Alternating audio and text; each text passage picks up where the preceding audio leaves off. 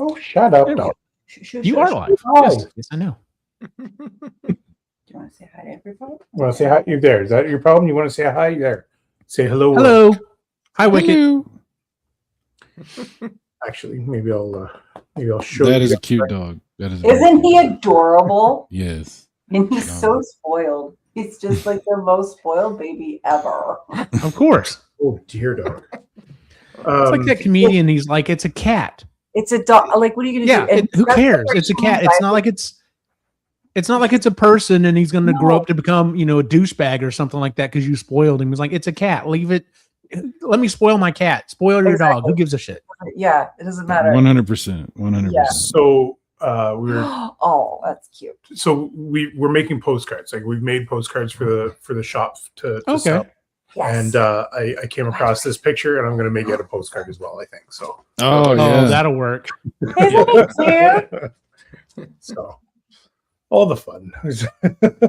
All of the fun. Yes. I'm enjoying y'all's post about the different books that y'all are finding and putting up. So, good. This is all him. I love your Instagram posts. They're so good. Yeah.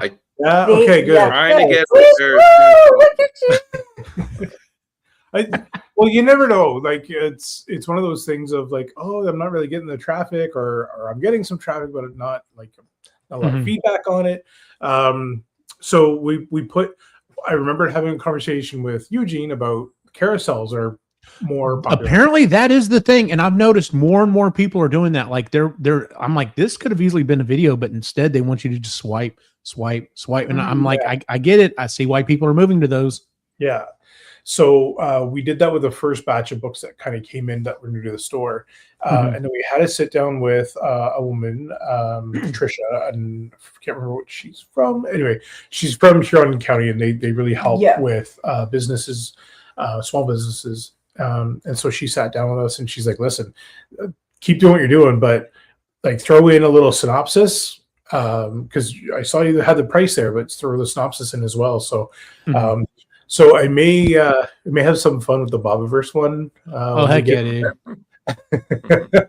Did you figure out what you're going to do with all the signed copies? Because the last time I talked to you, you were thinking about doing a giveaway and having people who've never read it like come up with like their best guess of what it's about or something like that, which I think is a fantastic idea. Yeah. So we are going to announce that closer to May 24. Yeah.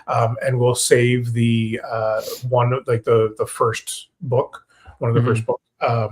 And save that one of those signed copies for that person and announce the winner on May 24, which is our grand opening. So probably a week before. Yeah. He was thinking we should do it now. He's never participated in Instagram giveaway. I'm like, you don't do it 6 weeks out, my love. People are going to forget. So yeah, you do it the week out at the very earliest. It's like a week.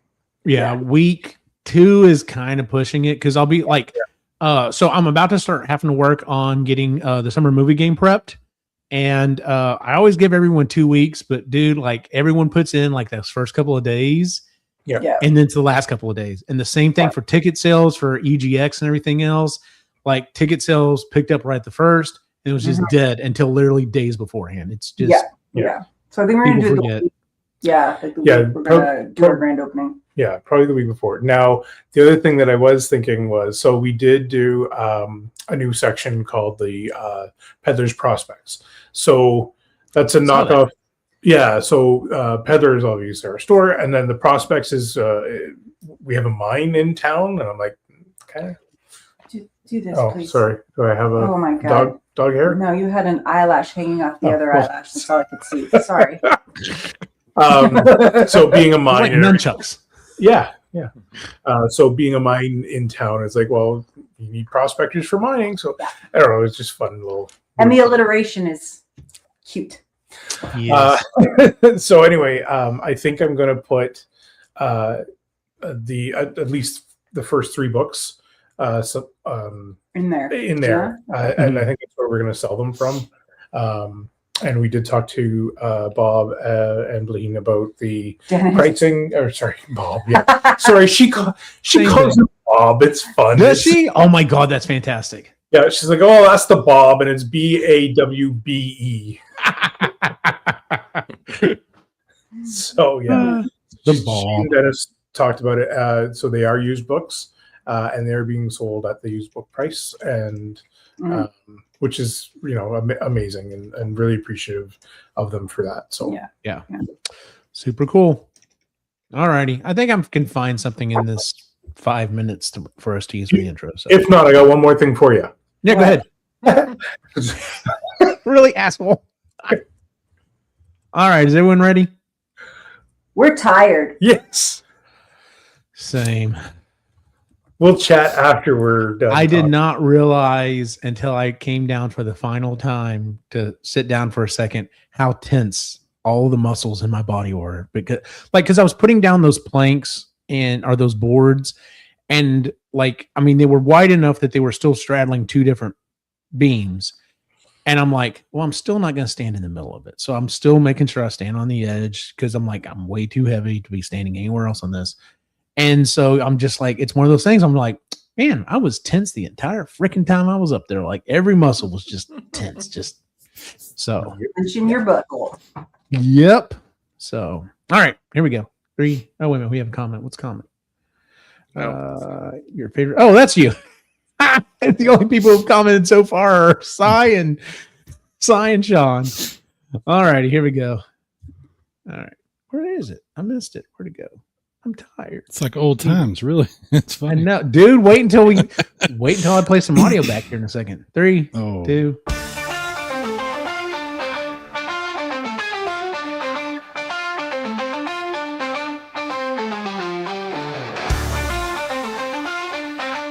This is the Epically Geeky Show, a place for all things geeky.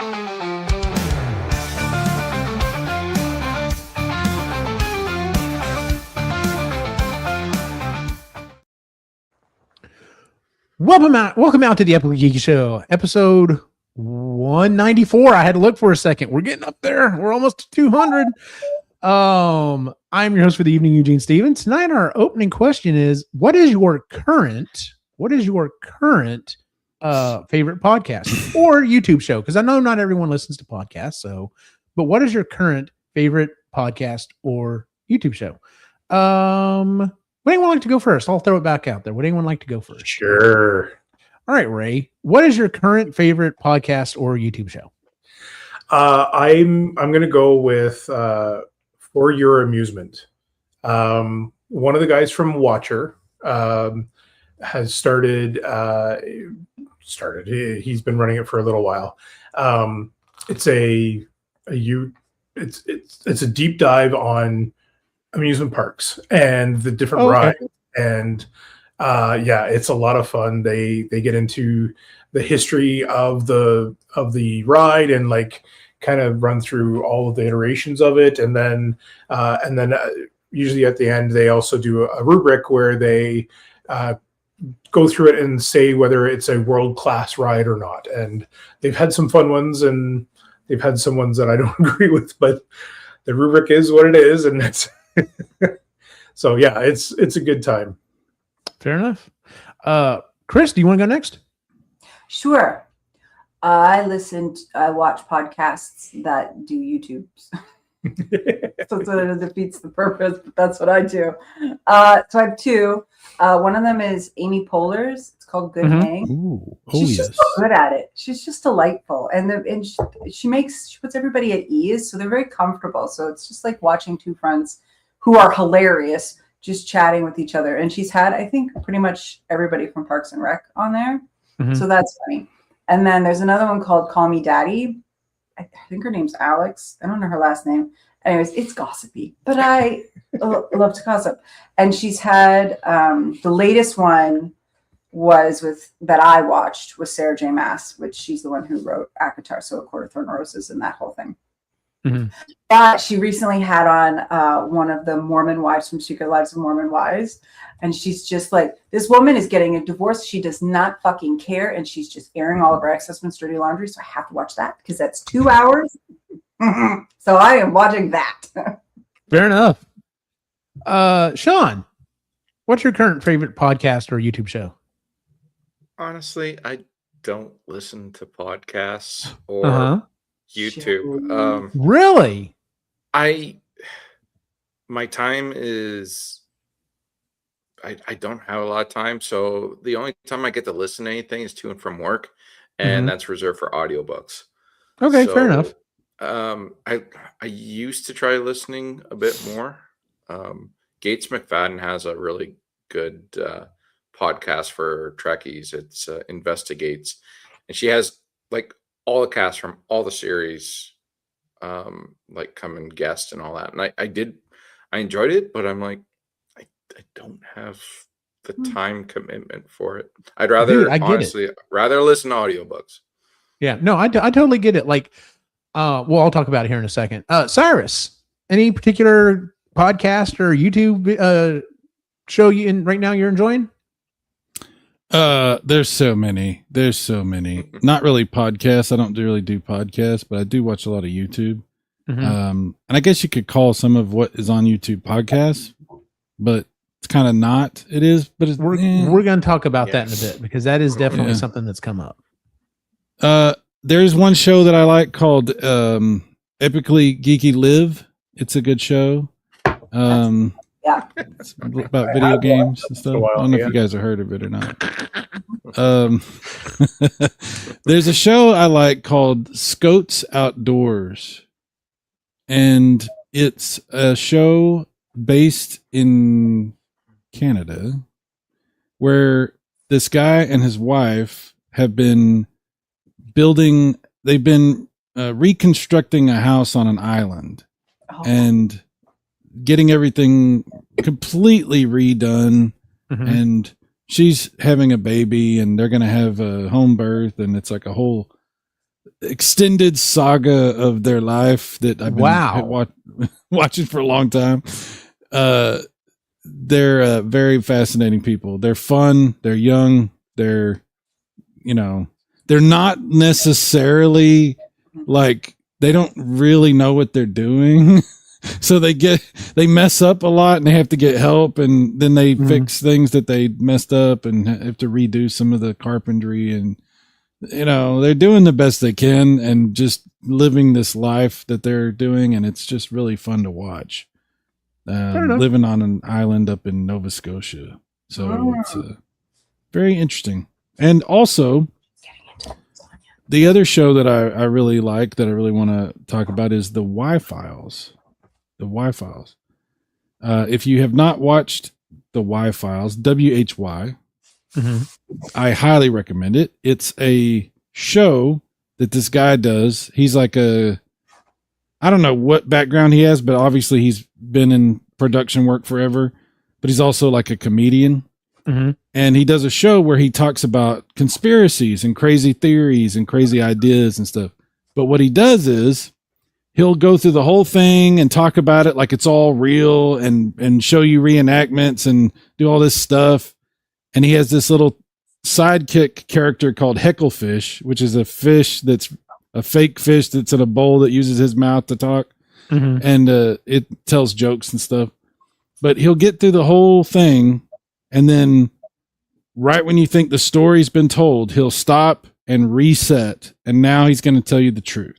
And he'll tell you, okay, so this is BS, and this isn't true, and this was this person making this up, and we figured out that this never happened, and blah blah blah, but maybe this part is real, and we're still not sure. And so it's a really fun show. It's a lot of jokes, a lot of fun, but it also takes like conspiracies and breaks them down and gives you what, instead of just like wild, crazy, the frogs and all this kind of crazy stuff. Instead of like that, it's a fun examination of the facts. It's a good show. Fair enough. I'll do one of each. Probably. I've actually, maybe we'll talk about this a little bit more here in just a bit, but I've gotten to where there's a lot of podcasts I used to listen to that I am finding that I'm just not interested in anymore. Like, I don't know if they've wandered off the path of their original show, or if I'm just kind of tired of them telling the same thing over and over again. I know one of them that's the case is just like, okay, this isn't what I signed up for, guys. Like, y'all are just promoting your thing, and I get it. It's your thing. It's cool. I know y'all made a thing. It's all right. But like, I'm like, I don't give two shits about it. Like, I don't care anything about what it is you're making. And so I've kind of like wandered off. But the one show that I am still really enjoying, and I tried to get Ray was listening to it for a short period of time, and he wasn't able to keep up with it. It's called We're Not Wrong, and I get where you were coming from, Ray. I'm definitely feeling that way to some extent. What it is it's three people who all have their own separate shows. Justin Robert Young does a show called Politics, and he focuses on the politics of things. And it's literally just like political gossip and talking about, the not so much like what's happening, like what Congress and politicians are doing. It's more so like why they're doing it, how they got there, that type of stuff. It's interesting because he does have some interesting people on there. Jen Briney is the second person on there, and her show is called Congressional Dish. She literally reads the bills that are either going up or have been signed and breaks them down. And anytime there's like a congressional hearing, she will put audio clips from the congressional hearing. And like her big thing is like, if even though she does not care for the current administration, that's very well known, but she's like, this is the link, this is the time code, this is the senator that is saying it. So even if you're like, yes, you're very down on the current president, here it is. Like, I'm not making this up. This is what was said or whatever. And so hers is more factual stuff. And then the third guy is more of a theory type thing.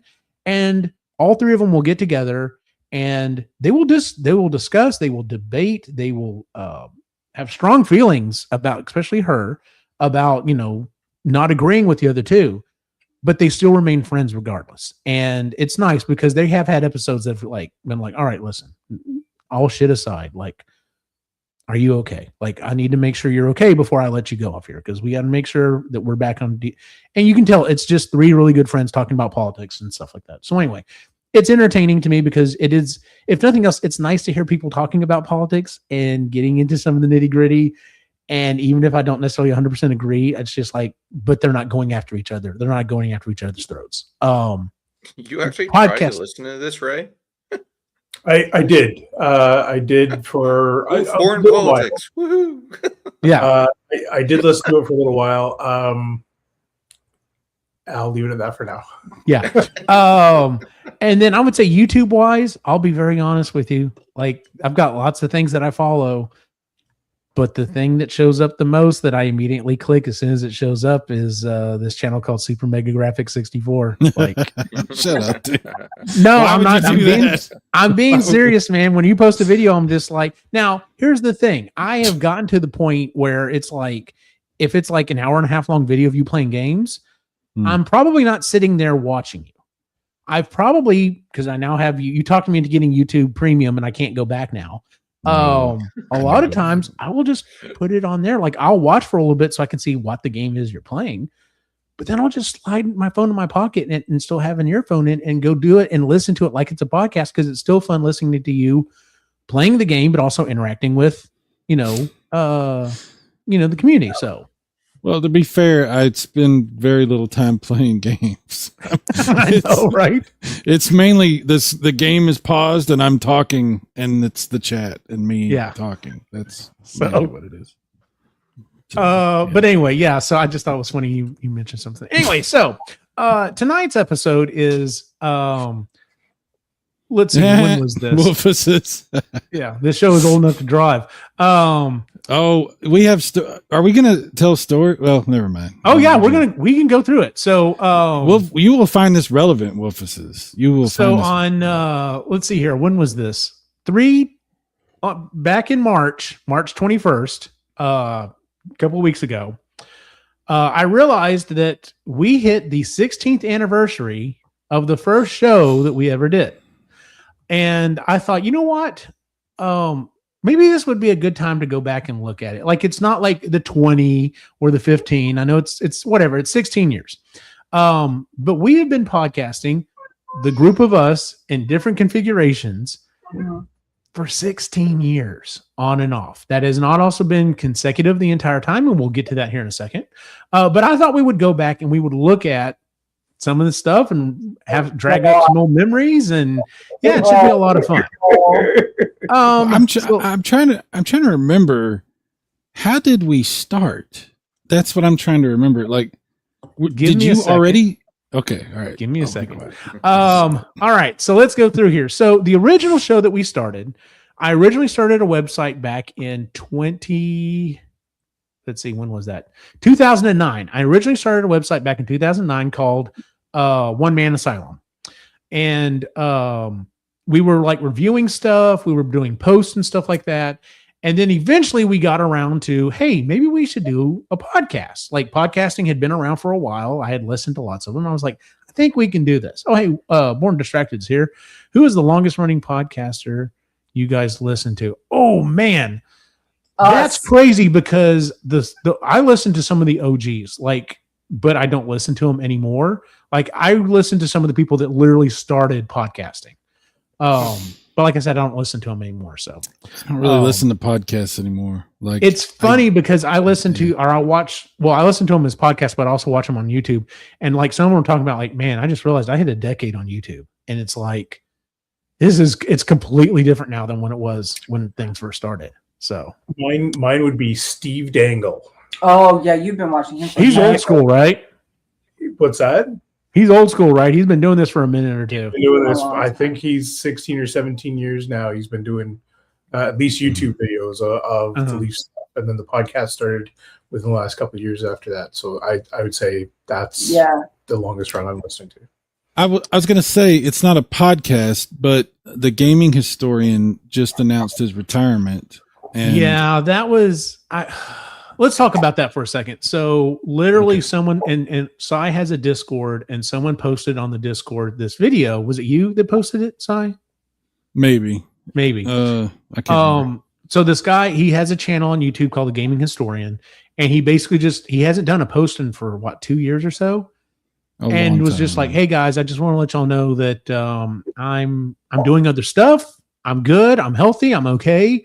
But I don't think I'm coming back to this. And he's like, I did this last really big video, and I just realized that I'm burned out, and thought maybe I'll just give myself some time. And then he's like, the need to come back and do another video never reappeared. It is sad. I'm so glad, because I even posted in your Discord. I was like, I'm just glad he mentioned something, because sometimes so many shows just like disappear. Like, you don't ever hear from that person again, and they don't ever say, hey, this is my last show, this is why I'm leaving, blah blah blah. It's nice to see that he's okay and things are going all right for the dude.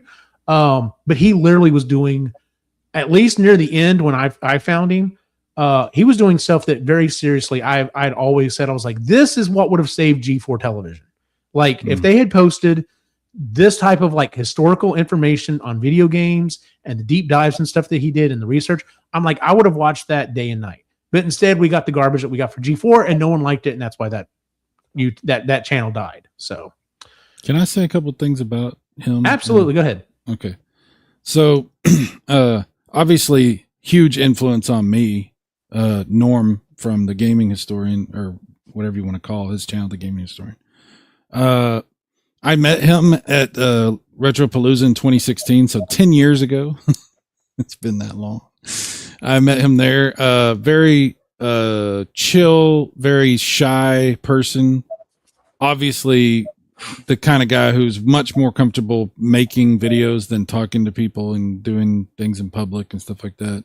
But just a really, really professional and polite and reasonable person.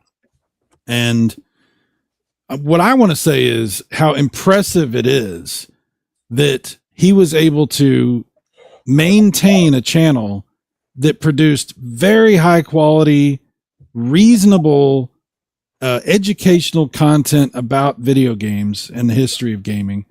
Never once getting into some drama, mudslinging crap, name calling, none of that weird stuff that I have continuously accidentally stepped in and sometimes purposely stepped in. He never did any of that, and was able to be respected by everybody and be admired by everybody in the industry, in you want to whatever the community. Mhm. He had friends that were more controversial type friends. He had friends that were not. He was just a regular dude that did really good work and never got into the weeds with a bunch of nonsense. And on top of that, was able to accomplish everything he wanted and leave the community on a high note, having done a really, really high quality string of videos, concluding with one that he really loved. And then when he decided to leave, saying, hey, I'm not going to finish this video that I thought I was going to make. So I'm going to take all of my research that I got from the National Archives and make that available for free to everybody. So you can do stuff with that. That's cool. He went out on the highest high note. So huge amount of respect for Norm. I think he made the right decision. Something that all of us that make content struggle with, this idea of like, what am I doing? Why am I doing it? Do I want to keep doing it? He answered that question, and I really, really respect him. And I hope, and I know, I don't just hope, I know he's going to be happy, and he's going to go off and live this great life with his family, and good for him. I'm very happy for him. I'm jealous of his peace and his accomplishment. I think he's an awesome dude, and I have nothing but respect for the guy. So Absolutely. Born Distracted asks, remember that time Cy left YouTube /podcasting? yeah, And here's where the responses were, which time? yeah. You guys don't know. That's probably 100 times, but you guys have only seen it a couple of times. Which is funny because, and we'll talk about this in a little bit here in a second, but which is funny because, like, even though I did have about a 3-year break, I'm the one that just keeps going to the same thing over and over again, and Cy jumps in, jumps out, and yet we're still here. We're still here, and we're still having fun and everything else. So it takes all types. There's definitely people who have been doing it, like the people who do like weekly shows. Whoa, I can only imagine. Like we've done that before. We've tried that before. In fact, so the first show that we ever did, because of the website was called One Man Asylum, the first show we came up with was called Group Therapy. And originally it was just us talking about like stories that, were in the news. It's very much like what we do on EG Live. Or EG Live, as he liked to refer to it. But anyway, so Group Therapy lasted 104 episodes, premiered March 21st, 2010. Wow. Yeah. Featured me, Cy, and my brother, who we refer to as Rudy. We did not start doing video episodes until May 21st, 2011. So actually it was that's over a year right. after that. Yeah, because we were still trying to get the audio stuff. Mm-hmm. And then the last episode we did was May 27th, 2012. And that was me, Rudy, Jay, and Chris. And the reason why we did that last episode was because the boys were a few months old. Like literally I was coming home at night and I was getting up in the morning and I had to make 12 bottles. Or no, I had to get up and help feed. The boys were eating every 2 or 3 hours. I think it was every 3. Because they were preemies. They started off in the NICU. And when we got them home, I was literally coming home, I would, get up, help feed, go to work, put in an 8-9 hour day, come home, wash 12 bottles, make 12 bottles, do at least a couple of feedings that night, and then going to bed and waking up. And I fell into a trap. I very much fell into a trap, and I kept thinking, I don't know what it was, but I could not see down the line. And I was just like, this is my life forever. And I don't know, I'm going to have to handle this. And it's just like, no, they're babies. They're going to grow up. They're going to feed themselves and everything else. But when you're the blinders are on so much, like you can't see that far down the road, man. Anyway, so that's why we had to kind of stop. But anyway, so y'all want to hear a little bit of that first episode? No. You're not on it. You're not on it. You're okay. the first flashing back. You're not on it. You're not on it. It's fine. Okay. We'll get through All it. right. So here we go. Oh my! This is going to be Robot Eugene and Cringe trying to be funny Cy. And This is also going to be 16-bit because we had to make sure that we kept the audio so as small as we possibly could.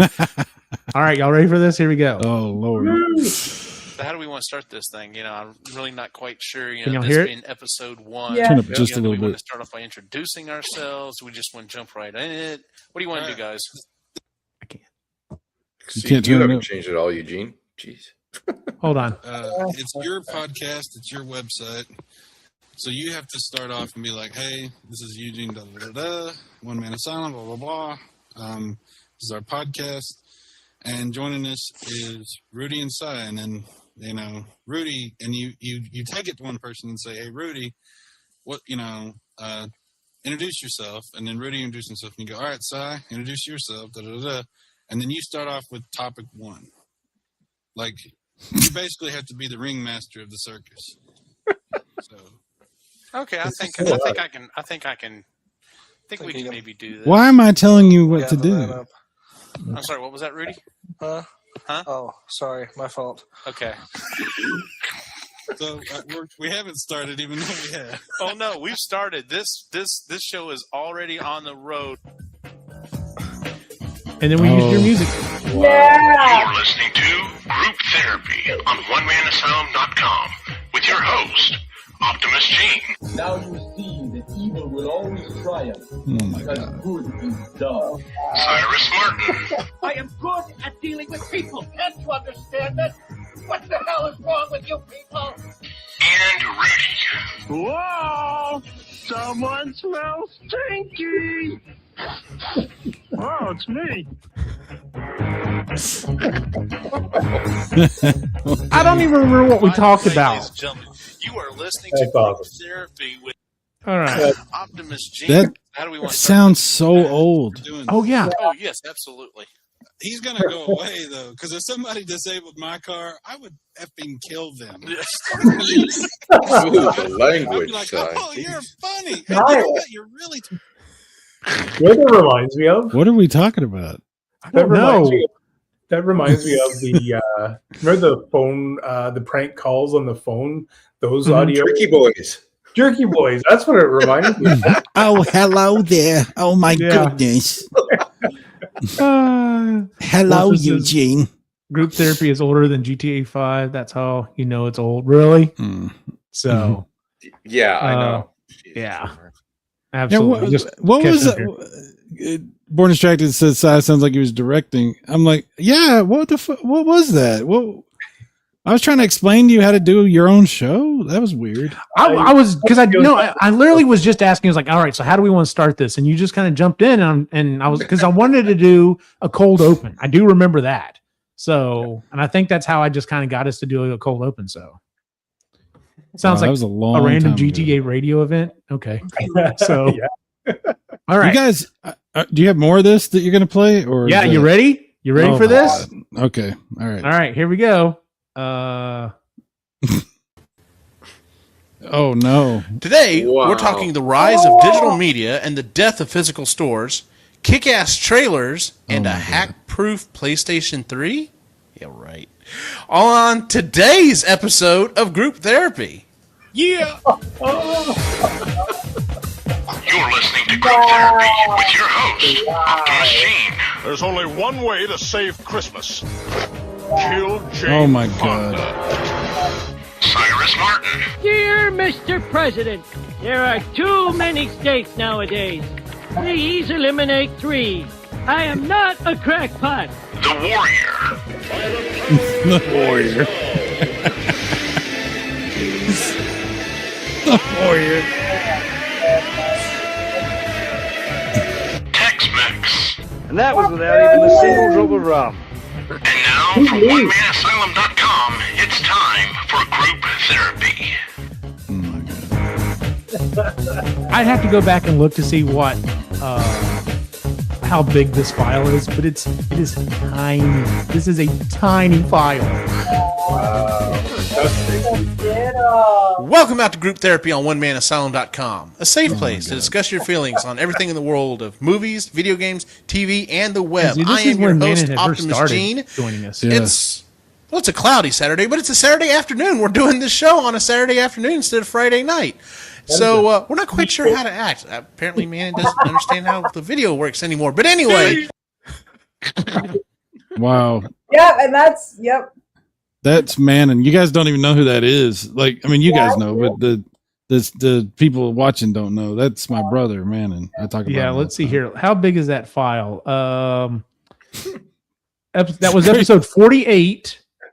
That file is all of 155 megabits. Holy shit! No way! Wow! Oh my God! I'm not kidding you. Is that a WMV? Let me Is see it what Windows Media? What is that? I know, right? It's an real audio. It's an MPEG 4. It's 320 by 240. Oh my god! Wow! And our webcams were probably close to that resolution. I'm sure they were. So yeah, like that's ridiculous. But yeah, so I've got one more video clip I want to show real quick. And it was from the last episode, just so you can see how we went from episode 40 to episode Born Distracted. Wow, great background side. Thanks. I know, right? Here we go. All right. Here we go. No. On tonight's episode of Group Therapy, it may be the last. Let's see what we're going to talk about and talk about the future of the show and the website. That's On not tonight's me. episode, possibly the last. No, that Jay. is inside. That's not even inside. That's Jay. Oh, that's Jay. You're listening to Group Therapy with your host. I can tell you something funny. I'm trying to cut back on my epicness. Oh my god. Oh yeah. Cyrus Martin. Well, maybe something's wrong with me. Jay Red. It's a scientific fact that lesbians wear flannel. Tex-Mex. Dang. Out of nowhere, left hook. Ducky. I was just going to say, how old are you? What? Quit paneling VHS players. I don't even remember that. The Warrior. Cy called me a con artist. I had to defend myself. Fish hook. And now from OneManAsylum.com, it's time for Group Therapy. Remember with the fish hook? Yes. I don't think he ever forgave you for On the that. site every single day. He was worried. Believe me, I was worried. You can. I wish Christy was here because she could tell you stories. She's like, God, just shut up about the site. And you know what? I honestly feel bad.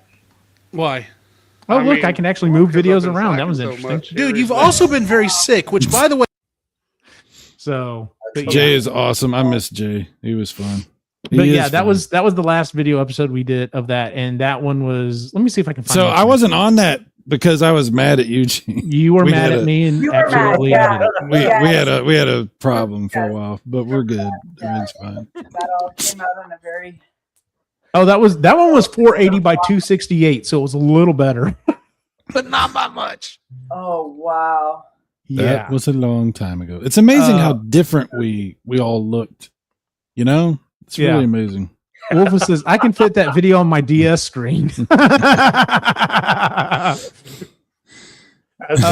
Born Distracted said, do you still have that hat? Actually, yes, I do. I still have that one. I didn't realize that hat was that old. You guys that missed out on Group Therapy, we had such fun on that show. We would talk about the most random stuff. It wasn't just like movies or TV or games and stuff. It was also just random crazy news stories. And Well, so what we did was we started the show off talking about news stories. Like we'd pick news stories, we'd pick, about movies, video games, TV, stuff like that.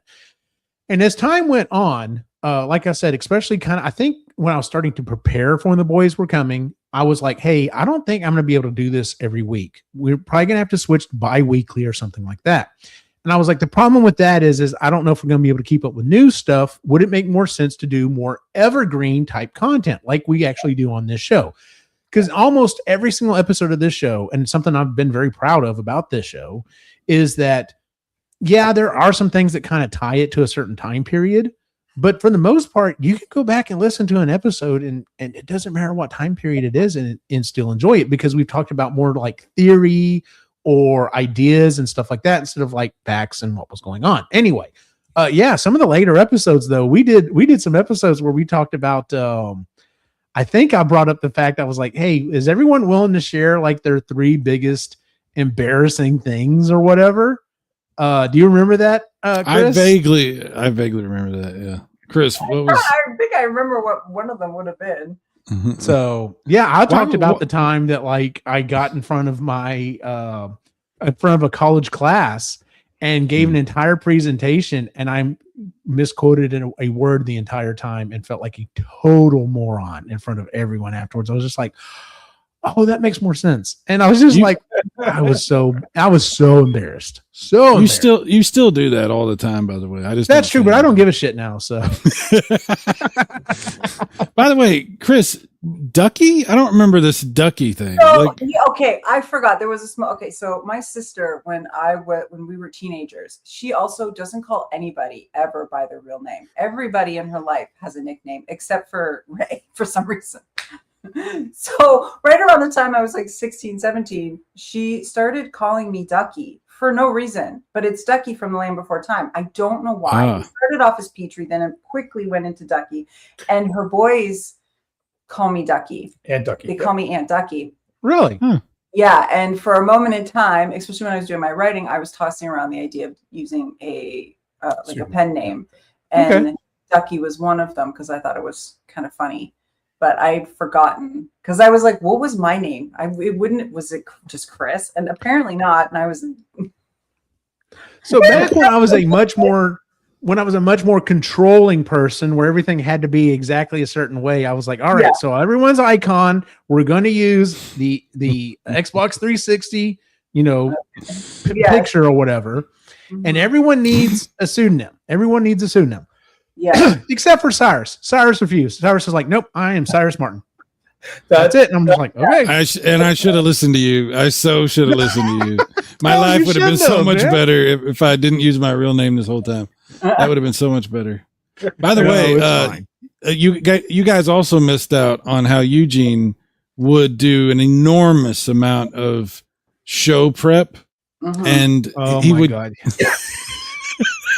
I overproduced the shit out of stuff, man. Oh my God. And this is just what we thought we should be doing. It wasn't we didn't even think that was too much. Well, maybe we did, but like Eugene would have spreadsheets and we kept them on Google Docs, and we would all constantly update into the Google Docs, and we would have this huge long thing by the time we were doing a show. And then we would go through everything. Like Eugene would almost like be reading it as we're doing it, like going through like and we always had a lot to talk about, but we were like, I think there was a pressure almost, like we felt like we had to get to everything. So we were just like moving like a freight train. We got into a rhythm, and we did it for a long time, and it was fun. My job on the show was Eugene's job was to maintain order and structure and keep us on track and make sure the show continued forward until everything was completed. And my job on the show was to derail that at every opportunity. So and he didn't explain this to me until after we were done with the show. Like, it wasn't until we started this show that he's like, you realize what my job is? And I'm like, what do you mean? And then it all clicked, and I was like, well, that makes total sense. He used to get so mad at me, and it was totally justified. I was deliberately screwing up what you were doing. And there was times when you would be on track and everything was going great, and I would wait to the one moment when I knew if I messed you up, you were going to completely lose track of what was going on. And I would do it right then. I would step in and have some crazy comment and joke or story that would lead us into some other nonsensical direction. By the time it got over with, it was like, all right, Eugene, back to what you were doing. And Eugene was frustrated and aggravated with me many, many times. And then didn't help that we added like basically the third, because like my brother was on for a while and then he kind of stepped off. And then Lewis would come on from time to time. Yeah. And he would always jump on your side. He was like, "Oh hell, let's derail this as much as possible." Yeah. But then we go back to this motherfucker, Jay. Yeah, love Jay. My God. But Jay and Sai, like Sai would like start getting us off the rail, and Jay was back there on the back, just like helping drive. He's just like, "Yeah, let's go." All right, let me say a couple of things. First of all, Jay, if you watch this at some point, I love you. You're awesome. You're a good friend of mine. You always will be. But sometimes, I mean, I was like, my job was to go off the rails and take things in a wild direction, but I wanted us to get back. I was trying to I just wanted to have a moment where we got crazy and you got a little flustered. But eventually, I'm trying to get us, it's fine. We need to get through the show. Jay, he would go way too far. Like he would have, like, my stories were a little weird sometimes. Jay was saying things a lot of times that you probably shouldn't say in public on a show. Like he was revealing information that perhaps one should not reveal to the general population of people watching. Yeah. Jay was awesome. He had no boundary in that way. And it would be fun to have Jay. It would be really fun to have Jay come back and do something at some point. But I was a lot more like Eugene, where I was just like, why do we keep going off? We're talking, and now we're talking, and now we're so at the beginning side, darling, it took me a long time to love you, because I was just like, what is he doing? And I know. We're just, and I was, a lot of the time I was just like, oh. Well, I would be. What am I doing? I'd be on the couch, like watching TV or doing something, or watching a game or something, and then I'd look over, and Chris is like, and she's just got this lost look on her face. I'm like, I didn't know what to do. I didn't know what to say. I don't know. I'm sorry about that. No, it's just like, I was the only girl for a really long time, and I was just like, is this what it's like to have brothers? Because I don't know what to do. Yeah. Well, that's what I want to add to that. Situation. That's what I want to add to that is, yes, I did all these things, and I still do these things. And I screw with Eugene a lot. I mess with him, but I love Eugene. Eugene's like a brother to me. Well, and now that I know that it's coming, I'm okay with it. Yeah, I would never do that to somebody that I didn't feel that close to. I would never be like that to somebody that I didn't really like, you know? Yeah. So Eugene knows that, but at the time it was, sometimes I went too far, and because I didn't know that, and I didn't know you, so it was just like, yeah, I'm sorry. Why am I doing this? I do not. Yeah. All right, let's go ahead and talk about some of the other shows that we've done, so we can kind of get through some of the rest of the history real quick. So, so like I said, you're doing the thing. You're doing the thing. I know I'm overproducing. So anyway, like I said, the last episode we did was May 27th, 2012. Yes. It was like a little over 3 years later when we started this show, Epically Geeky. This is now episode 194. We've now hit, we've done 193 episodes. Technically speaking, we've done 195 because we did 2 episodes that weren't numbered. We did an entire episode on, I believe it was Avengers Endgame, and we did an entire episode on, it was one of the Star Wars sequel movies. That episode was longer than the movie is. Yep. I remember that. Yep. Yeah. And so we started this, and this is also when we rebranded. It was no longer One Man Asylum. We rebranded as Epically Geeky. Yeah. And we started this show. I have been on 194 episodes. Ray's been on 138. Chris has been on 135. Sai has been on 86. Sai is also the only person that has done an episode of this show where I was not the host and was not on it. Oh. Do you remember that, Sai? No, I don't remember that. When was that? That was back at like episode 4. You did one of the episodes for me, and we just kept going. Lainey's been on 67, Sean's been on 49, Jen's been on 38, and Joseph would have tied her if he was on tonight, but you know. Joseph. Joseph. We started Marginally Geeky in October 31st, 2016.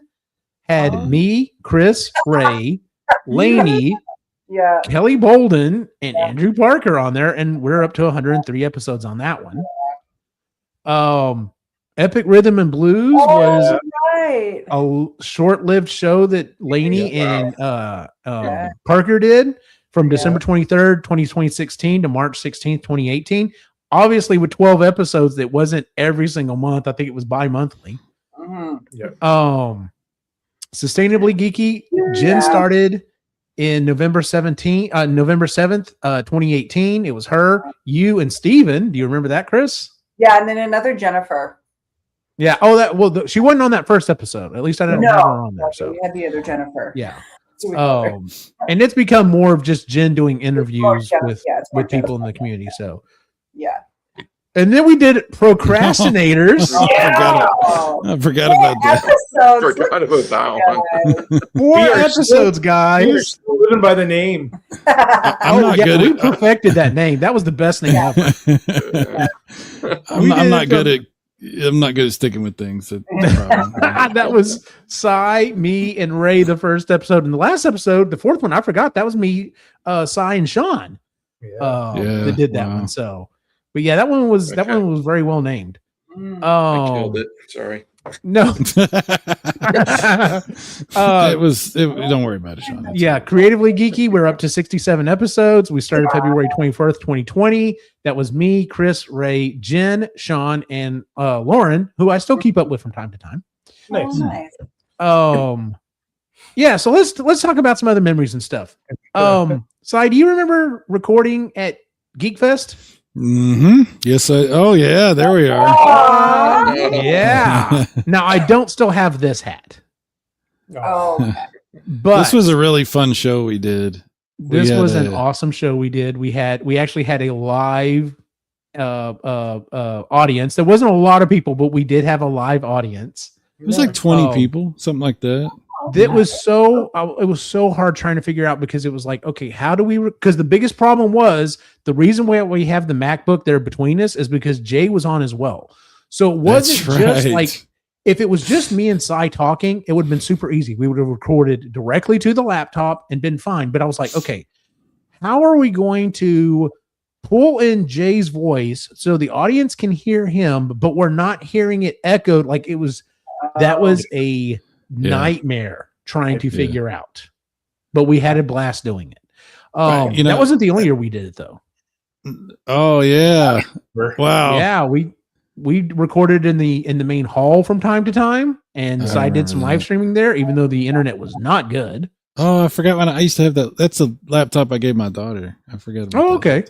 Oh man, that is a pathetic table there. Let me tell you, my tables are so much better now. And then like in years after that, like we would be dressed up or whatever. And like we even did live shows. I had up to 3 microphones at that time with like me, Lainey, and Jen. So fancy. But yeah, we did some live shows in front of people. And let me tell you, that's always fun. If you ever get a chance to do a podcast live in front of people, it's a blast. So and then do you remember the big Digg Shindigg? Cyrus? Oh my God, yes, I remember that, because I didn't even know what the hell that was. Like, you guys are like, "Hey, we're gonna go do this thing," and I'm like, "Digg? What's Digg?" And you're like, "You don't know what Digg is?" I'm like, "No, Digg Nation." I'm like, "Never heard of it." So, yep. But yeah, there was, how many people were there? I mean, there was hundreds of people there. There were thousands of people there, and then so it was this podcast that was really big at the time. And what's funny is they did the podcast for a long time, and then they stopped doing it because they shut down Digg. Well, just last year they started Digg up again. Unfortunately, they're having some technical issues with it or whatever, and they actually started up the podcast as well. But it was hosted by two guys, Kevin Rose and Alex Albrecht. And on stage in that bottom corner, it's hard to see, but on stage, this is what made the evening for Cyrus. Cyrus is like, okay, cool. We're at this podcast event, whatever. And they're like, oh, by the way, we met someone here at South by Southwest. Everyone, welcome, Robert Rodriguez. And so he comes out there and he starts talking about his movie. And I look over at Cy, and Cy's just like, his mind is just blown. He's just like, holy shit, I'm like 10 feet away from Robert Rodriguez. I'm a tremendous fan of Tarantino and Robert Rodriguez, and maybe even more so Robert Rodriguez. So we were like you said, we were like 10 feet away from one of my, I don't even know how you describe it. My celebrity man crushes. Mm-hmm. Yeah. I was like, oh my God. Yeah, that was really cool. We were right. That was a really cool day. I was so tired. I remember being completely exhausted. And then, because we had to be there all day. And then we went and did another event. It was like the year after, because maybe it was at that event. I may be mixing some stuff around. Anyway, we did another event, and we printed up these t-shirts because the year before, we're talking about podcasters. We're talking about nerds, guys. But there was enough nerds there. They're like, can we crowd surf? And so we're like, hell yeah, you can crowd surf. So we crowd surfed people. And so we made up these shirts and gave them away. And so that year, where everyone's wearing these shirts, and we literally gave it to the first, 100 people that were there. Oh, and cool. So we're like, put the shirt on. And so literally when they're doing that show that year, I talked to a couple of the people afterwards, like, cause they did a meet and greet afterwards. And I'm just like, oh, by the way, I'm the one that did the shirts, whatever. And they're just like, oh my God. They're like, yeah, I look down and I just all these people wearing the same shirt saying crowd surf. And they're just like, well, I guess we're crowd surfing again. So nice. Yeah, that was really awesome. But yeah, and then I wanted to talk to y'all a little bit about some of the guests that we've had on. So does any particular guest stand out to anyone? I'll let anyone go else first. Scott. Dennis. Yeah. Dennis for sure. Yeah. We've interviewed Dennis E. Taylor twice, and I still cannot believe that was way, way back too. Hold on. Yes. Yeah. Dennis is my favorite guest for sure. I remember Scott joining in for some fun, which was a good time. And then, but yeah, I mean, Dennis. My favorite moment with Dennis though is when his reaction when you zoomed him out. That's oh my God, that was so. I was so mortified. I was like, oh, I didn't realize he's not down for this. That was my favorite. What's up, Pierre? Welcome to that was crazy. Show. Hey, Pierre, what's going on? There we go. So, let's see. Did Cy try to pitch a movie to Robert? No, I don't think he did. He didn't get to actually. No, I would never. That would be humiliating. I would never do that. Good Lord, pitch a movie to Robert Rodriguez. You know what movie you should make? Yeah, I know you think you know how to make movies and you think you got some good ideas and stuff, but let me tell you what I think you should do. Yeah. I'm sure they love, and I guarantee you they have people that do that shit too. That's crazy. We did We Are Legion, We Are Bob on episode 12 in November 10th, 2017. Wow, that was a long time ago. That was almost 10 years ago. Oh, jeez. We interviewed Scott Meyer in 2018. Which was a big thing. I'm looking back through here, trying to see when we did Bobaverse 2 and 3 in 2020, and we interviewed Dennis E. Taylor the first time, January 20th, 2020. Yeah. So it's been 6 years since we did the first interview. Yeah, and we just did the other one last year. Yep. Yeah. So it's time to have him back on if we can. Sounds like he's down for it. So, and I like how we've done that with some of the shows. Like some of the this show has continued to go on to be ideas. Like let's do a fun idea of some whatever it might be. And what's funny is this: I remember some of the oldest ideas the most, which is crazy to me. Like, do y'all remember doing the episode where we did basically house hunters, fictional house hunters, and everyone had to pick a house from 3 different universes and describe it, and then you picked, well, which one would you go with? Y'all remember that one at all? Yeah, it's been a while, but it has definitely been a while. So I have to revisit that one.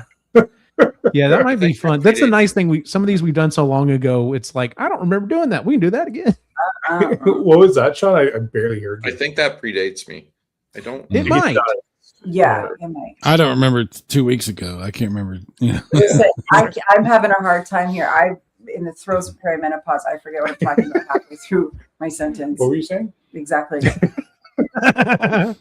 Who are you again? Oh, Ducky? Oh, never mind. I know we've already gone over this story again. So basically, I had the idea to do a site, reached out Cy and several other people, and they were just like, yeah, absolutely, we're going to do it. And then we didn't start the show yet when you reached out, and we originally reached out to Chris. Yeah. And then once we got the show going, though, I was like, hey. I used to be, you guys got to understand, we hadn't done anything yet, really. Mm-hmm. So I'm super like energized and ambitious with what we should be doing. When we did the Digg Nation thing, it lit a fire under my ass, and I was like giving everybody like the, pep talk from Rudy or something, like, or remember the Titans or something. I'm out there, we're going to get out there and we're going to give it our best, and we're all going to, blah, blah, blah, blah, and all this kind of stuff. And so Eugene was like, I don't remember how the conversation started or whatever, but at some point we had a conversation about reaching out to people, like, reaching out to people, seeing if people want to write for the channel, like do articles and things like that. Mm-hmm. And I just started doing it and sending things out to people and stuff. And I believe that's what happened with us, right, Chris? Mm-hmm. And Eugene was not ready. He was not ready for this. No, that's what he said in his email. Wait, but I was like, I was going for it. I was out there just boom, boom, boom, boom, boom, boom, like sending emails to people and calling people on the phone and messaging people on Facebook and Twitter, whatever the hell I was on back then. And that's why I answered. Like, it was basically a want ad, sort of. Yeah. And that's why, because it was like really cool, like movie reviews, television, and I'm like, that sounds fantastic, and I would love to do that. And yeah, that's when I reached out, and then Eugene was like, actually. Yeah. Thank you, guys. Such a moron. Such a moron. And then it was a while. Eugene got mad at me over that. That was one of the first times. I don't think I got mad at you, but I just was like, dude, I think you're going too fast. Yeah. You weren't ready for that. I wasn't ready for that. I'm going through here. I'm trying to find. Okay, so anyway, we start up this new show. We're doing this new stuff, and then Chris goes, "Hey, would it be okay if my husband joined? Because he always go. I'm telling your story. Go ahead." No. But it was just like when we did the first One Man Asylum, I'm just sitting there being like, I am the wrong person in this couple to be sitting here because you guys were talking about all the stuff that he's interested in. I honestly had no idea why I was there. And then when we re-upped, I'm like, Ray's got to be a part of this. He just has to, because anytime he was listening to me do One Man Asylum, I could see the gears turning in his head of things he would say. Write notes for him. Yeah, he'd say this. Because I knew what he was talking about. So when we re-upped, I'm like, I think Ray would be great because you guys would get along. You guys are very similar interests, and he can talk shop with people that I don't. When you guys are talking about the compressed whatever of the audio clip, I'm like, and you guys are like, oh my god, and I'm sitting here being like, yeah, oh my god, that's terrible. I don't know what that means, but he does. So I just thought he'd fit in really well with the whole group, and he's been okay. Yeah, me fine. I wanted to complete the thumb set, like the finger set. And then if we wouldn't have had Ray, we wouldn't have met Sean, right? Exactly. Yeah, that's what I was going to bring up. Was the reason why I asked Sean, because he was feeding me stuff as to, hey, on you should say this and this, and I give him a little snippet as like, hey, this is what we're going to be talking about on the show next, and he's like, okay, and he like sent me shit. I'm like, so I reached out to Eugene and was like, hey, do we want to invite Sean on? Because I was watching the show and hiding in the comments.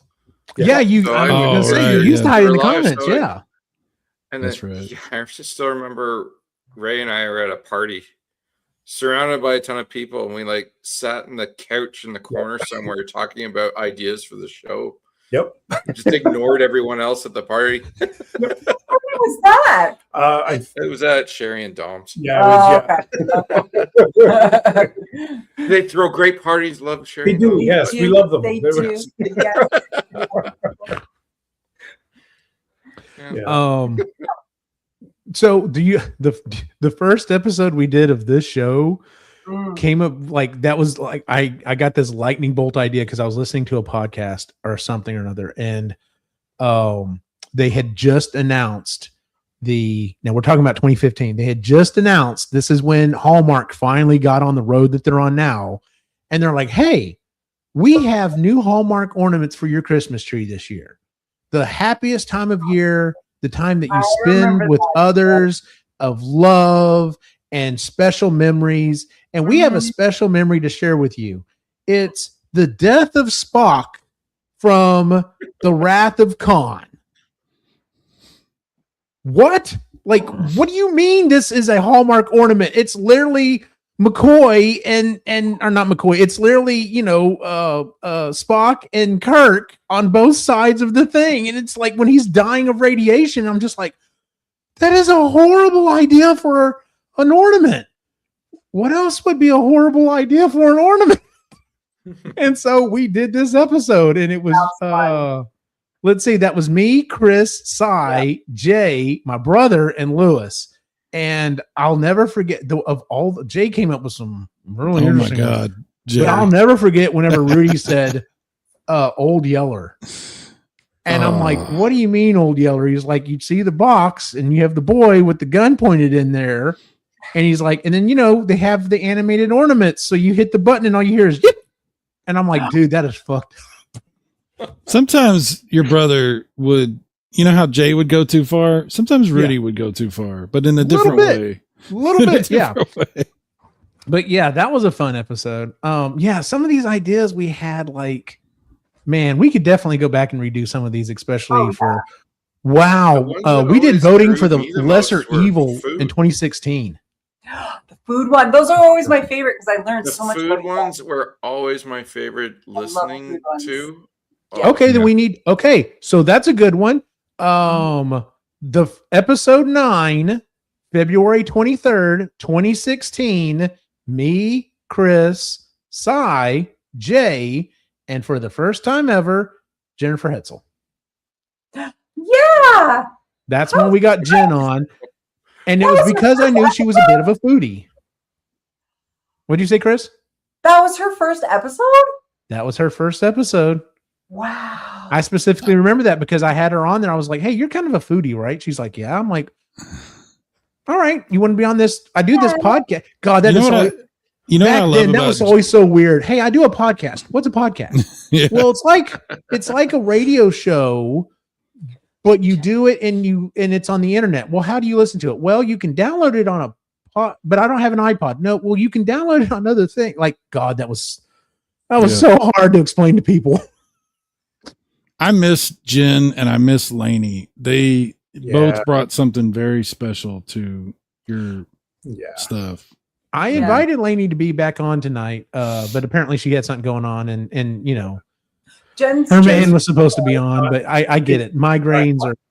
Yeah, Jen's not in the same time zone, so it's all like we would be recording this at 10 a.m. tomorrow morning to do that. Now so it's like Was it does anyone? Oh, so that is something that I wanted to kind of. Okay, so some things to talk about. Let's see. Is there anything else here? Or is this the end of it? No. Okay. So some things that I just wanted to kind of bring up. So yeah, podcasting was really anything. Was kind of became a thing. It was hard to explain. It's definitely become mainstream now. And like, how do y'all feel about current podcasting nowadays? Because I'll be honest with you, like I think we're past the golden age, past the golden age of podcasting.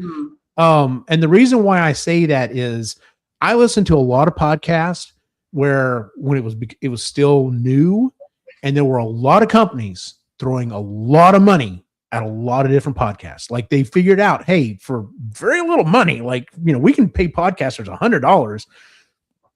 It, potentially reach thousands of people. Like the CPM on that is fantastic. But that's not the case anymore. Like since the celebrities have figured out podcasting, all the money has gone away, which it's not like, by the way, I've never made a dime on this show. Not once. In fact, I don't even want to look to see how much money I've sunk into podcasting. But yeah, I've never made a dime doing this, but that's also not why, I do it.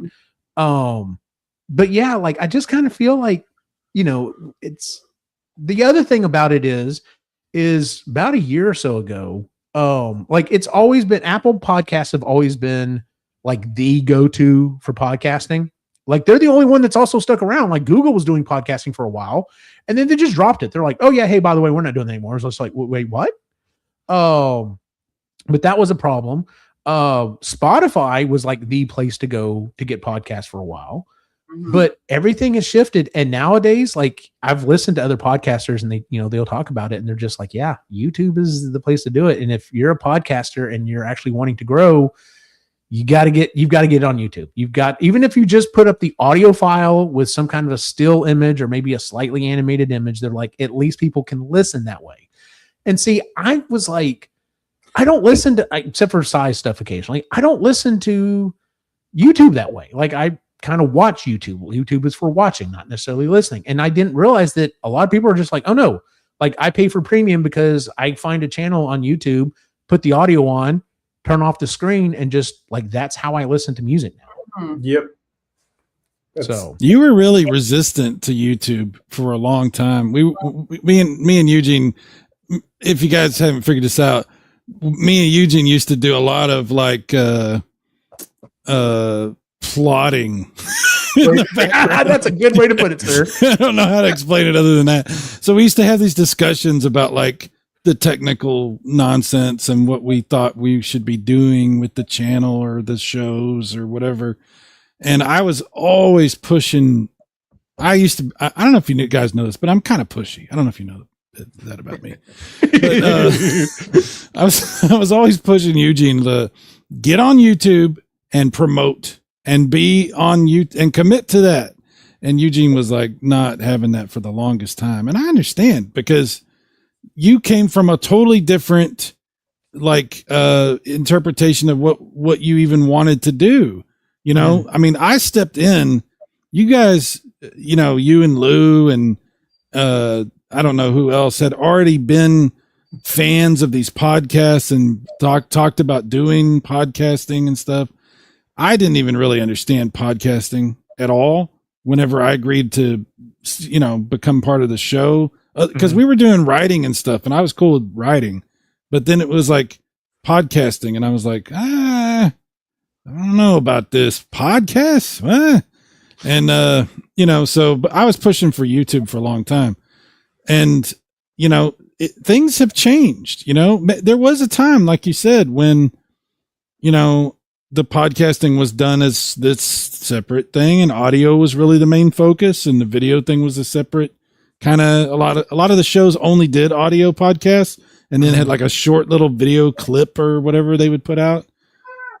Things have changed a lot. Definitely. Yeah. I'm going through here and I'm trying to find, because I want to say that we did episodes and but we just didn't do them live. Yeah. We did a lot of recorded. Yeah. That's so right. So I did find like, I'm pretty sure almost every episode of the shows, there is a video version. There might be one or two that are missing for whatever reason. But like, Horrible Hallmark Ornaments episode, Epically Geeky Show, episode number 1. It is a video, but it's also a video. So we uploaded it. And I know for a while there we changed and we tried to go back to, I was having some horrible technical issues with my computer, with the internet or whatever. And I think that's part of the reason it was like, okay, no, we're not going to do this live anymore. Because it was such a headache. Things were constantly getting out of sync and it was a nightmare. And so we're like, okay, we're just going to record it and we'll put it up. And then we kind of stuck with that for the longest time. And then this last year or so, just in conversations with Cy and just me also kind of deciding, I was like, I'll be honest with it. Part of it was financial. Part of it was like, I wonder if I actually like pushed, like if I actually gave this a shot and like really kind of doubled down on this, could I get to the point where I could, start monetizing stuff? And so that's why we kind of switched back to live and stuff. And I'll be honest with you, I think it's been a fantastic idea. Yeah. Like I enjoy having the chat there, especially some of the people that we've met in chat. Sai has introduced me to almost everyone that I commonly have in my chat now. And thank you for that. But it's all a good group of people. Like they're all fun. So, well, go ahead. Except for that Tex-Mex guy. Yeah, no, right? Like, I'm always amazed that people show up, like when I do something on my channel or when we would do stuff and people would start to show up in the chats. It was always amazing to me because you guys don't know, man. Like when we used to do the show live back in the day, there was a lot of times it was nobody. We were talking to ourselves. I mean, it was a lot of, we would get people to watch it later, but like when we were doing live, there was a lot of times it was just us, and that was pretty weird. That was a lot. I mean, things have gotten better. Yeah. Born, Jon Snow does what Jon Snow wants to do. Like he's not going to have any. He's right over there. He's not coming over here. He's right there. He doesn't like this stuff. I'm trying to get to the point where I can have one of my cats here, like, doing stuff. The problem is my keyboard is literally right here, and Padme doesn't give two shits. Like she's just like, oh, this is for stepping on. And I'm like, no. So I'm thinking about getting a thing I can put the keyboard down here underneath the desk, and then I can just have the mat here, and then I can have the cat wandering back and forth, which is always good for views. So, but yeah, I'm working on it, Born. I'm trying to get there. I think Sean needs to have his cats. Oh, all your cats, yeah. No, I've got 5 of them. No, that's quite all right. Right now I got both doors closed. They can't get in here. Surprised they're not screaming. I think they're upstairs sleeping with Deb right now. So fair enough. Yeah, there won't be any room for me. But yeah. Born said any blooper moments. Everything is on video, or almost everything is on video. I'll tell you a blooper moment real quick. I'll tell you a blooper moment real quick. I have only ever been drunk twice. And one of those was on the original group therapy show. I got home. We were like, hey, we're doing the show at this time. And I'm just like, okay, I had a rough day. You know what? I'm going to have a Coke and rum or something like that. And I didn't eat dinner. And I had nothing to absorb any of it. And I was pretty happy and my head was super hot. And I'm just like, and I think Sai and I want to say it was Jay. It may have been Lou. Were just like, I think he's drunk. I think Eugene is drunk on screen.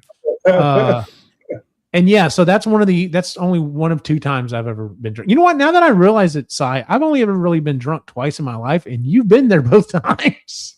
That's a strange coincidence. I don't know what that's supposed to mean. That's very I'm just strange. saying it just it happened. So, twice. Yeah, but Lou's been there also for at least one of those. So yeah. But anyway, yeah, there's been things that didn't get broadcast. Mm-hmm. Sure, there's been things. Yeah. Yep. I think I remember something about no at our play. Like I remember. Okay. No, don't worry, Sai. All right.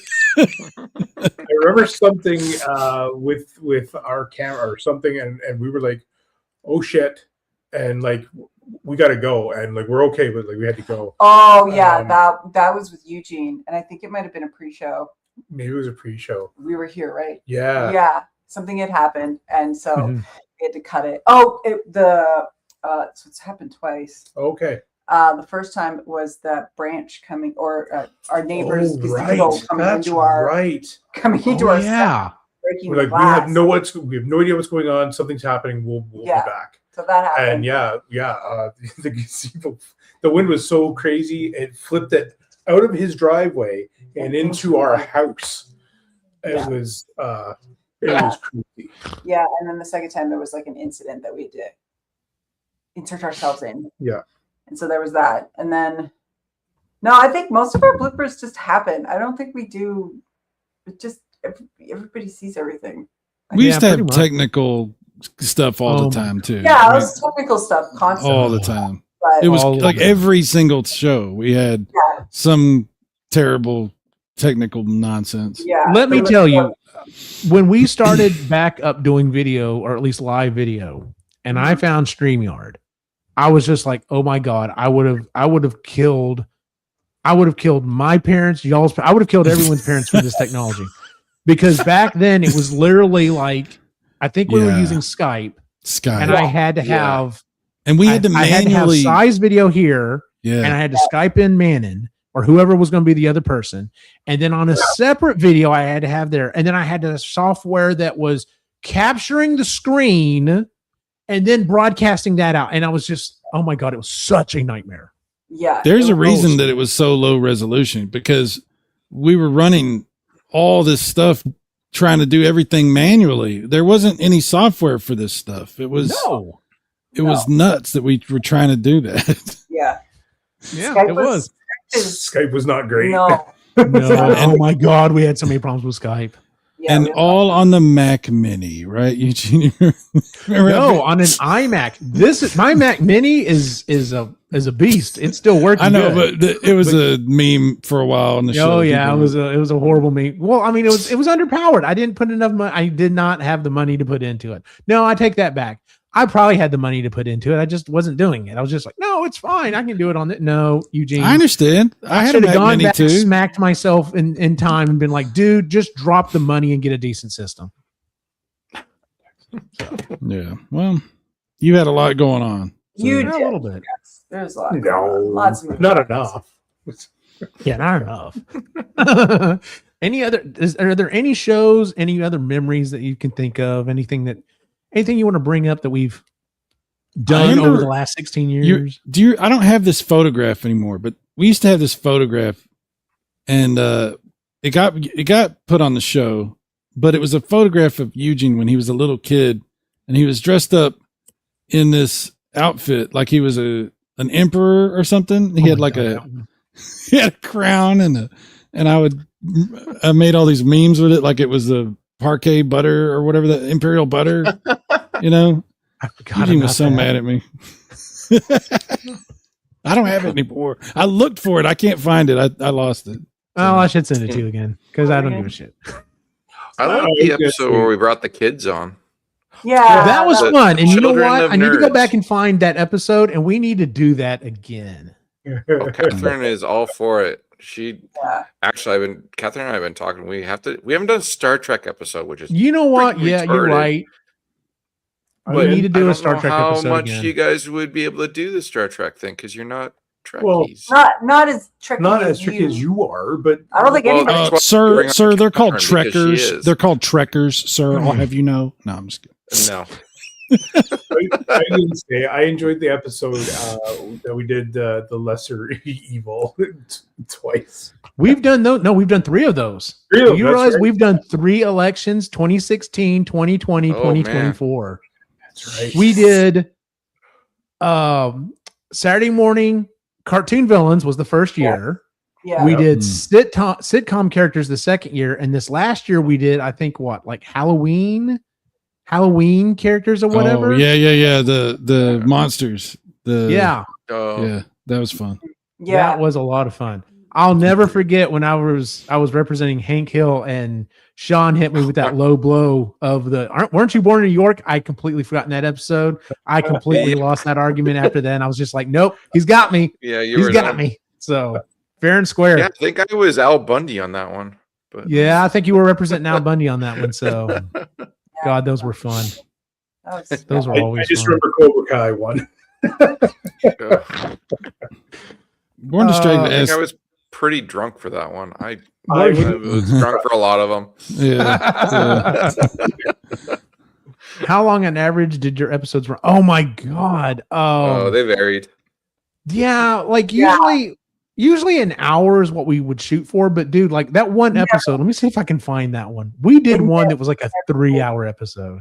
Yeah. Yeah, that was the Star Wars. They're usually And we also streamed when we would do those special things where we would be at the Geekfest or whatever it was called. And we would do hours and hours of stuff. So it varied, you know. Yeah. The goal was an hour, but we never did an hour. It was like no, it's never an hour. It's never. And it's never under an hour. No, it's never under an hour. No. You always think it might be. You're always like, and we're gonna have enough data. Are we gonna have enough to talk about? I don't have the time listed here. Damn it. Yeah. But I think at this point now, because we have known each other for so long and we talk to each other so much, that there's no way it could ever be under an hour ever. Yeah. I don't know how it could be unless even if there was just two of us, we're filling an hour. Oh yeah, absolutely, yeah. Because we're so comfortable with each other now. I think that's out of all this is my favorite part. Is just how well we know each other and how comfortable we are with each other. I like that the best because that's when you get the good stuff because you're just relaxed and you're honest and. Now we're all older too. We're all in our 40s. We don't give a fuck, so that's great too. We're not trying to sound professional. We just don't care. We got to the point where we were like, so this is just a thing we do. It's not like, there's no pressure anymore. There's no. This is what they mean by found family. Like this is. So. I've said to you guys before, like, you are all family, and this is yeah. Thank you, Cyrus, for putting out that little. Thank you for being a little keener and putting that out there. I never knew when to quit. Just ask my 4th grade teacher. Yep. Did I do a 10-hour stream? Born Distracted saying I did a 10-hour stream. 10 hours. Yeah, I think you did one year. I think you were doing it for. I don't remember that at all. You did it for something. You did a 10-hour stream. I think the longest episode we've done was our discussion of The Last Jedi was 2 hours and 41 minutes. Yep. Wow. I'm not sad I missed that one. I'm not sad I was on that one. I would have talked. I know you're not. You know what? I know you're not. I love you all, but I can't talk about Star Wars for that long. Was I playing East on the TurboGrafx for 10 hours? Oh my God. I'm sorry. No, don't. I love that game, but there's some games that they're good, but they're not for everybody. You know what I mean? And I feel bad for making people sit through me grinding on a game. It's an RPG, an action RPG. So I'm sure there was plenty of time of me just like literally doing nothing but grinding, and people were just sitting there in the chat. I'm so sorry about that. Like people watch all sorts of stuff. I watch people mowing their lawns. I love it. Oh yeah, I do. I watch that too, actually. Yeah, those are some, yeah. Yard cleanup. Some of them are fake though. Some of them they set up fake drama, like yeah, the lady called the cops on us, and the cop kind of the thing that got me the most was apparently like watching people clean stuff, like specifically like old consoles or old technology and stuff like that.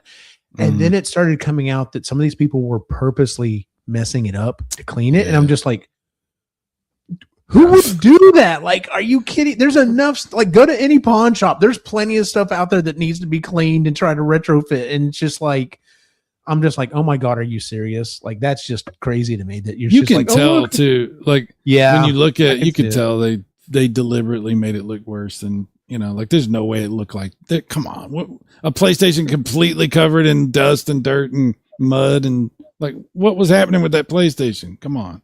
So real quick, the 4 episodes we did of Procrastinators, guys, Kirby Superstar, Bubble Bobble, Gunstar Heroes, and Comic Zone. And I was like, yeah, I remember Comic Zone. I could not remember what the other 3 episodes were. Wow. That's a very strange combination. Well, remember, we had to make it so I think the premises of the show was only one of us could have played it. and the other two could have never played that game before. So it was always hard trying to find something that were like, nope, I played it. Nope, I played it. That's why we only did 4 episodes, because it was a struggle trying to figure it out. Yeah, you're right. Were you going to say something, Ray? So I was going to say, so that episode of 20 for the 2 hour and 41 for Star Wars. Wow, yeah. I see Jen, and it reminded me of you were asking about bloopers. Anytime Jen joins, she would freeze up and drop off, and she has the worst technology luck in the world. Yes. So that was just something else I want to throw out there, because she still has it. Born asked any surprise moments. Dennis, getting Dennis on the show. Any author, any guest, any author, any guest, anybody wanting to come on here and talk to us is always like a delightful, like, oh, really? Okay, cool. Well, especially like the like, okay, so Marginally Geeky, we've only done authors that like we've read, like, so I've kind of kept that separate, because we've had authors on the creative show as well.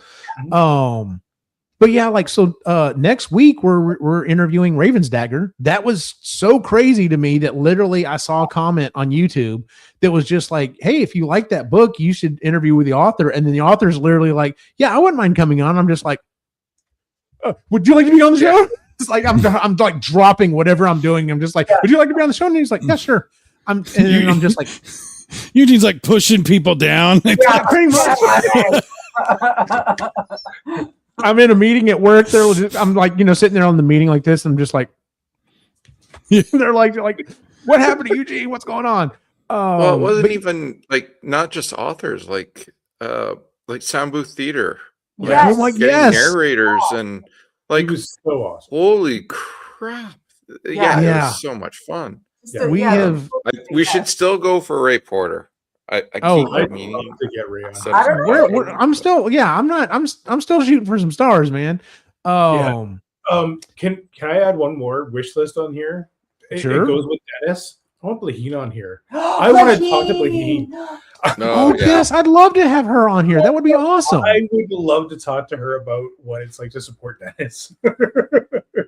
Yeah, that would actually be really cool. She's such a cool lady. Actually, we should just get her on her own.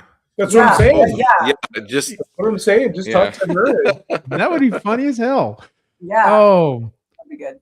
So I'm switching over to Creatively Geeky. So like last year, I decided, I talked to y'all and I was like, hey, how about we try to do, because I really didn't like what we were doing with the show Creatively Geeky. I was trying to find some other stuff to do with it. First off, we started off every week. We were talking about, every month we were talking about what we were doing. And it was just like, so how far have you gotten with your project? And we're like, I haven't touched any projects.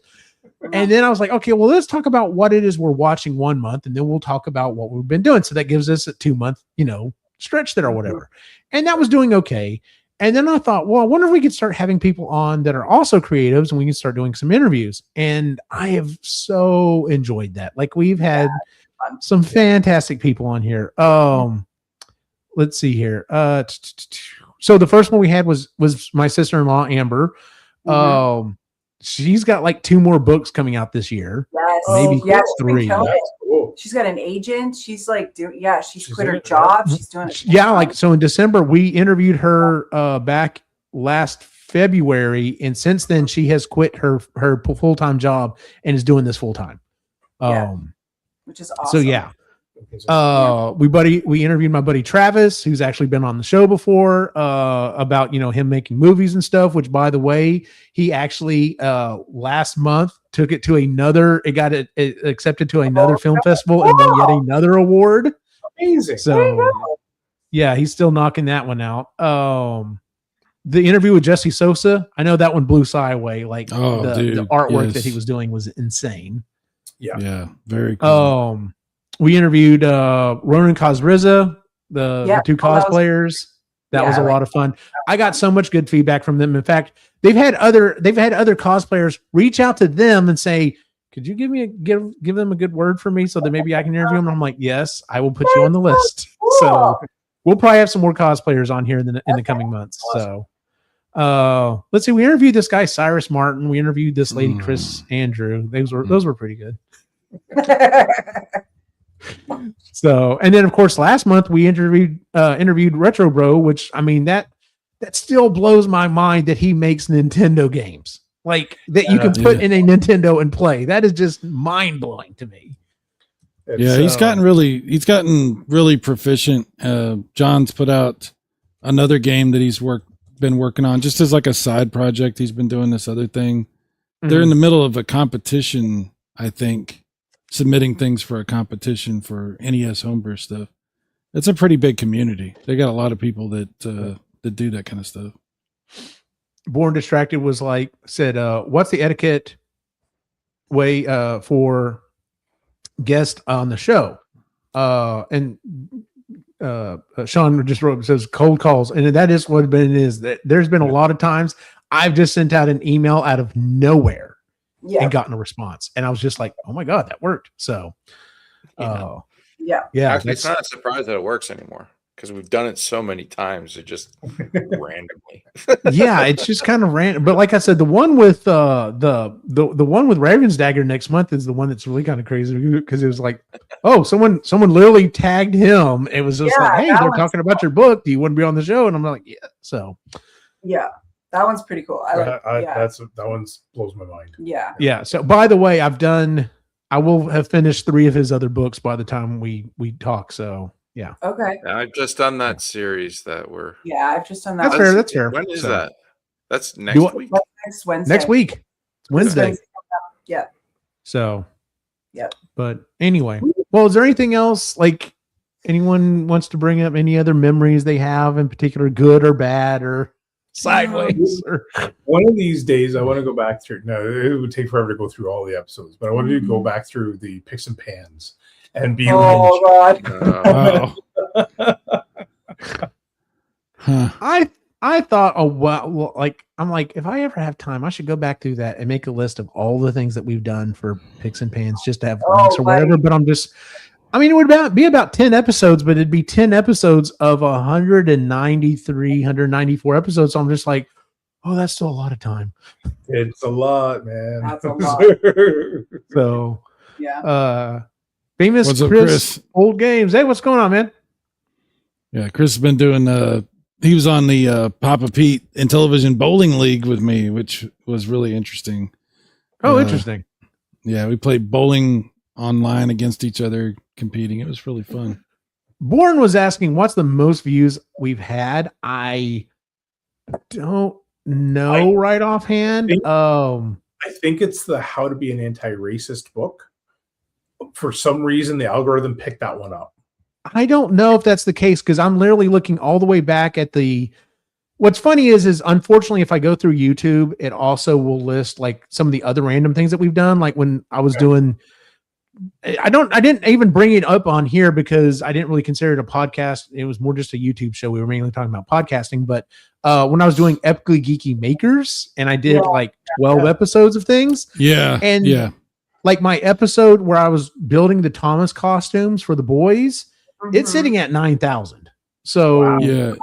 You when you were making 3D printing stuff too, I remember you were getting a lot of like the Super Nintendo thing you did, and you've done good with that stuff. Absolutely. Yeah, I've thought from time to time maybe I should do I'm really considering doing a video where I'm talking about Retro Box instead of Retro Arc, and just like a Recall Box instead of Retro Arc. And I'm just like, the only thing is I'm like, do I do the thing where I do the funny intro, or do I just do a straight video? I'm like, if I'm going to do it, I might as well do it and make it fun and do it the way I used to do it. So I don't know. One of my favorite intros that you did was the Jurassic Park parody. Oh, with the gun and the boys? Yeah, that was so fun.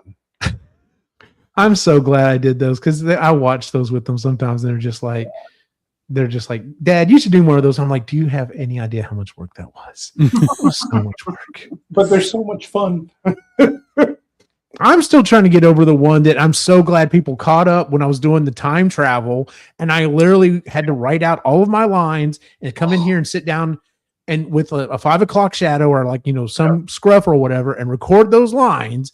And then I had to go back and I had to shave it down a little bit, and I'd come back and read more lines, and I'd go back and I'd do a clean shave. And I was like, I have to make sure I get every line, because if I don't, it's going to take me a week to get back to this point.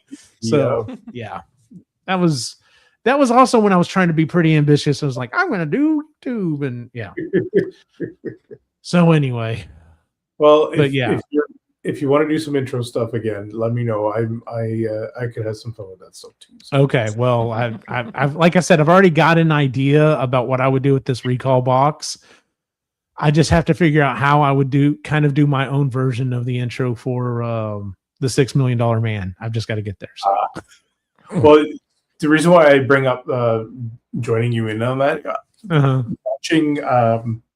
watching the announcement for, not the announcement, but all the little videos for Firefly, and how you can tell that they're not in the same place at all. Oh, yeah, absolutely. Yeah. It's so much fun that they did that. Yeah.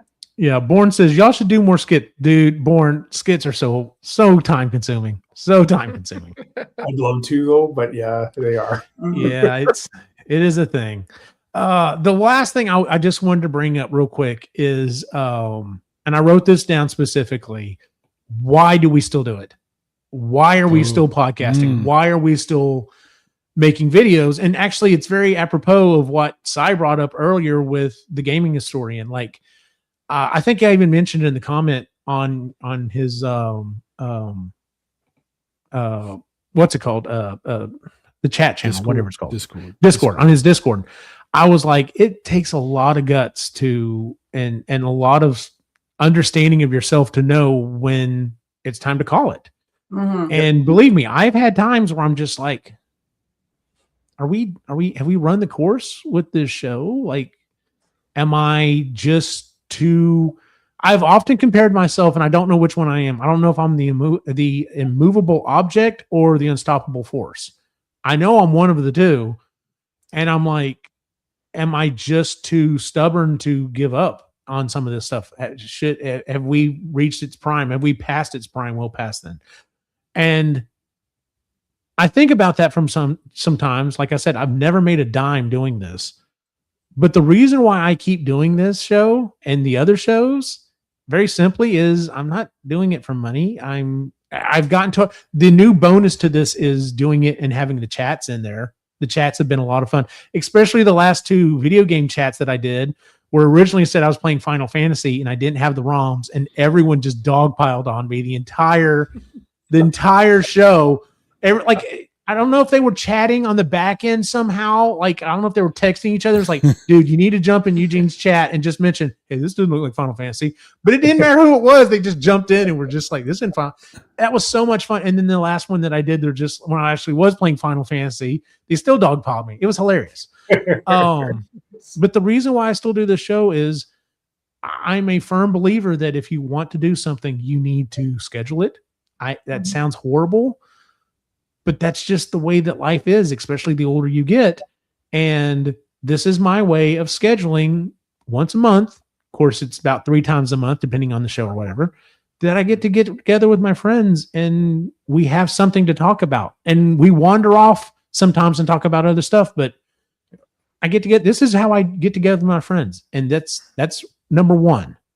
Number 2 is, I've got a video chronicle of my thoughts on video games and movies and TV shows and all the stuff that I care about, that at any time, if my boys ever want to go back and see what Dad was like 16 years ago, I mean, I've shown them where to get some of these videos, but if they wanted to see what Dad was like back then, they've got it. And if something happens to me, they'll have it, because quite literally, not to get too serious here, but like, when my dad passed, I've asked my brother and I asked my partner at work, because he's also lost his dad. I was like, hey, do y'all have like phone messages recorded on your phone still of your dad? And they're like, yeah, absolutely. They're like, yeah, I will never delete those off of my phone. And there are rare occasions I'll just pull up those messages and just hear his voice again. And so my boys have got a lot more than that of me if they want it. Who knows? They may be like, no, I'm tired of hearing Dad. And that's why I keep doing this. Anything to add on that? I don't schedule anything. I'm more distracted is correct. Side doesn't schedule. He's so random. I'd go out of my way to be unpredictable. And it's not because I want people to not be able to figure out what I'm doing. It's because I don't know what I'm doing. And I don't want to do things. I want to do things that I don't know that I'm doing. I don't know. I enjoy surprising myself. Yeah, I love whenever I'm driving to work and I get a message. Cyrus Martin is streaming, or like, I wake up in the morning. Cyrus Martin has been streaming for 45 minutes. I'm just like, dude, man, get some sleep. Yeah, so, I will stream at 1 a.m. I will stream at 6 a.m. I will stream at 3 p.m. I will stream at whatever time. There's no way you're ever going to know, and it's because I don't know, and there is no reason. Don't try to figure it out. You're not going to figure it out. But don't pin me down, man. But that's why we all work well together, because we're all different and unique. We have our own way of doing things, our own thought process, but somehow it all mashes together into this goulash that seems to be palatable. Before I ask the rest of y'all real quick, Born asked the question, do people ever cosplay characters from books even if they've never depicted them in pictures? And the answer is yes. Me and Jen and Lainey specifically cosplayed 3 wizards from a book series, and I'm pretty sure that's how we got thinking back on it, that's how we got Scott. Because we posted it, we tagged him, and he's just like, oh, look, some people are cosplaying my stuff, and I'm just like, yeah, we'd love to have you on the show to talk about it. And that's how we got Scott Meyer. So nice. I completely forgot about that. Thank you, Born. You just resurrected that memory. So Chris, why do you still join this group of goobers? Because for me, it's become part of my life. It's become this thing that I look forward to. And I look forward to it. I love talking to you all. I just love having you in my life. And I don't really care if anybody watches. I've never cared if anybody watched this ever, because for me, it's like this scheduling and I need schedule. I need routine. I need those things in my life, especially for them to stick and for them to have any kind of meaning for me. It has to be consistent. And the way that we all show up for each other and talk to each other, and it's just this ease that we have now over however many years we've known each other. And the way we've all met is really cool. And and Logan the other day, she was like, I don't remember when you weren't doing this. I don't remember when Eugene wasn't a part of it all. Wow. She doesn't, because she was, and neither does Quinn, because she was 4. She was 4 years old, right? So she doesn't. And she finds it cringy that her parents have an online presence. Don't get me wrong. Like, there's a caveat to that. It's weird. Yeah, I hear that. Friends can like watch her. She thinks that's cringy, but she doesn't. Neither of them remember a time when you weren't a part of our family, right? So that's very important to me. And and it's a unique thing that we do. I think because we do it so much, it's just like, yes, it's just what we do. It's very unique. The way we have our friendship, the way we interact with each other, it's very unique, but I think that's why, like I said, it works. It's because it's not normal, and it's because we're not normal. So why would it be? And you guys are my best friends and my found family and all of that stuff. And I'm not trying to be like all it's true, because it just is. And I love this, and I don't want to think about what my life would be like if this never happened, if you never emailed me back, right? Like, I wouldn't have you guys, and it'd be weird. It would be kind of tragic. Weird. You're welcome, Eugene. It's all Cyrus. Ray, why are you still doing this? So I'll say there's three main things. The first is to see how Cy is going to just derail the show. The second is to the creative process, and what I mean by that is having whatever topic that we're going to come up with. I love the creative process that I go through and have some fun with it. I love to see, you guys come up with, and how Sean misunderstood it and did something else, and how Cyrus yeah. Yeah. Or Joseph. Joseph's done the same thing. He's like, oh, that's not what I thought we were doing. There's so many times. Real quick. Let me I got to go off on this real quick. Okay. So I try my best not to be super wordy, but it's so hard. I guarantee you I hit send on a text and people are just like, oh, Jesus. But I'm like, I need to explain it enough. And I think I do. But then I come to realize, especially if two of the guys show up or two people show up on the show and you're like, oh, that's not what I thought we were doing. I'm just like, oh, I fucked up. No. No, don't say that.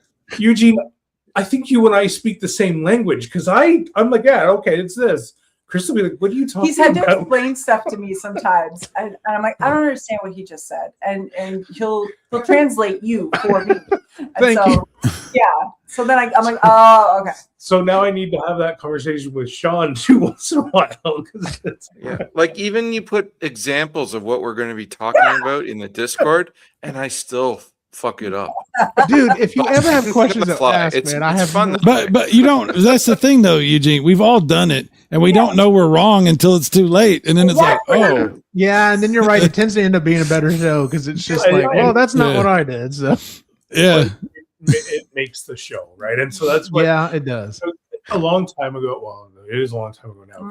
Chris asked me what I was most looking forward to for a trip, and it's honestly, I told her it's the unknown that we're going to get into. So it's the parts of the trip that I don't know are going to happen, that are unplanned for, and those are my favorite parts. And that's what this show is for me, is I can't wait for the unknown to happen, because you've got chaos and you've got some structure, and it just all intertwines. And it's, yeah. So that's the other part of it. And the last thing obviously is hanging out with you guys. That's I will show up to hang out with you guys. Fair enough. Sean, why are you still hanging out with us? Literally, you guys are my tribe. Like, yeah. Fair enough. Around here, I had to create humans that had the same interests that I do and all that. Fair enough, man. No, I get that. It's been good, but no, you guys are just my tribe. So this is literally my pressure relief valve sometimes. And I think I'd probably go insane or become a hermit if I didn't have something like this. So, and now I know I'm probably going to have to stop doing any prep work before shows, just for Ray's benefit, and just please the entire time. He's like, no, dude, that was not the purpose of this show. Yeah, and not only that, I'm gonna finish the bottle every time before even coming on, and then just I'll have to like watch the show afterwards to see what the hell I actually said. Oh my but God. There's been a few of those. Oh, I can imagine. This is like the opposite of an intervention. This is like I know. You guys are a bunch of enablers. That's why I'm coming. I know, right? The enabler show. Whiskey before coming on, Sean. Jesus. I know, right? Not slurring enough. Yeah. He's the opposite. Like, it's like your version of Popeye. Like, oh, got to do a show. Yeah. So, Sean, you're still finishing your sentences. Not yet. Keep going. Yeah. I'm good right now. It's just a seltzer tonight. But oh, okay. Yeah. Well, if anyone doesn't have tomorrow, I didn't want to screw it up. Okay.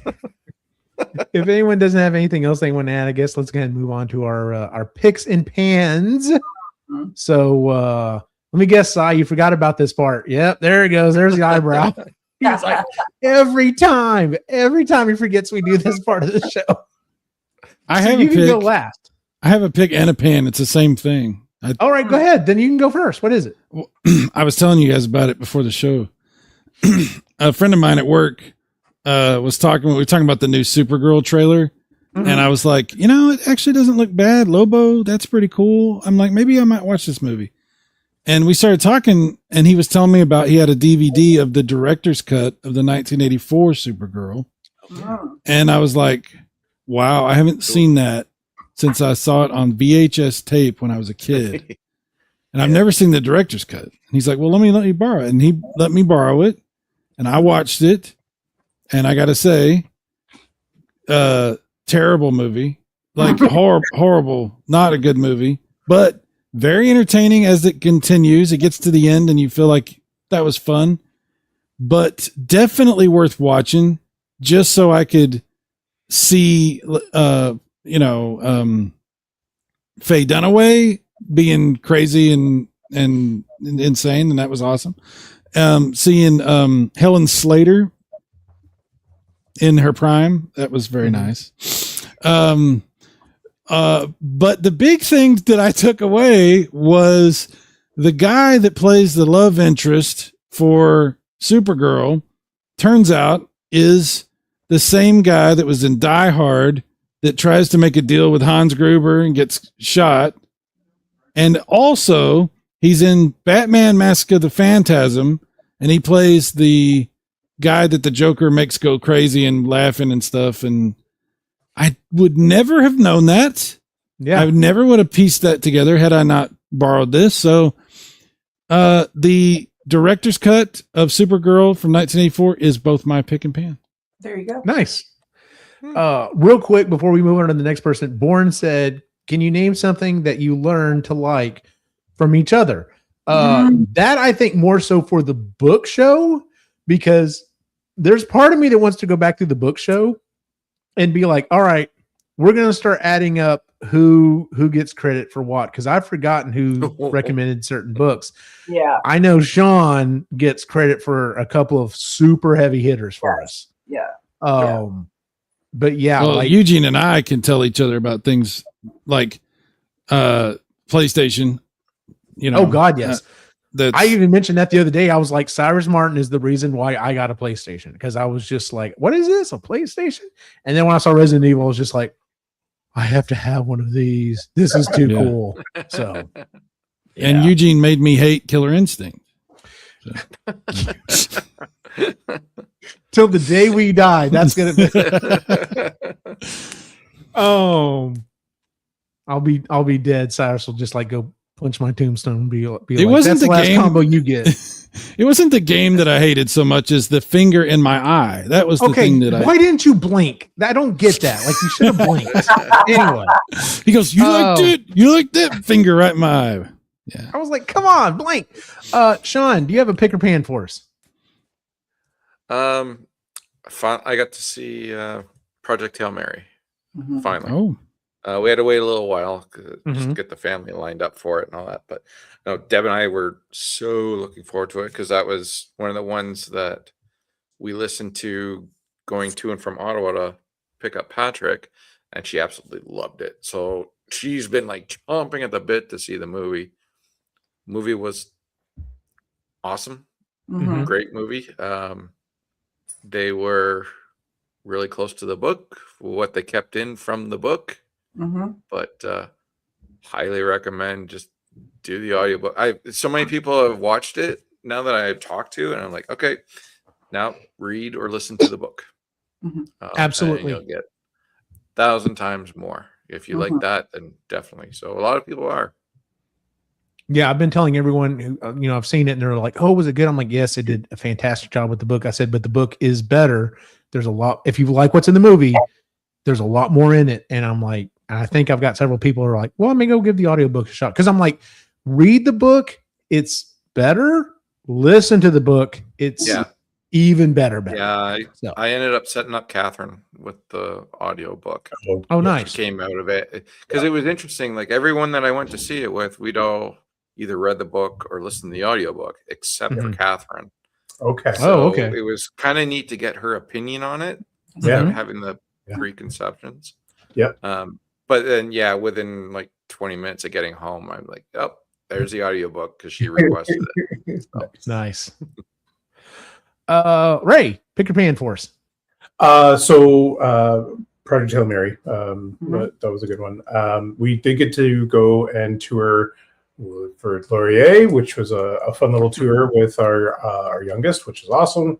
Gonna go for history, and you know what? It felt like the right space. Like it just going through and talking to some of the teachers, the professors, and some of the resource help people as well. It was really good and really welcoming. So that was pretty cool.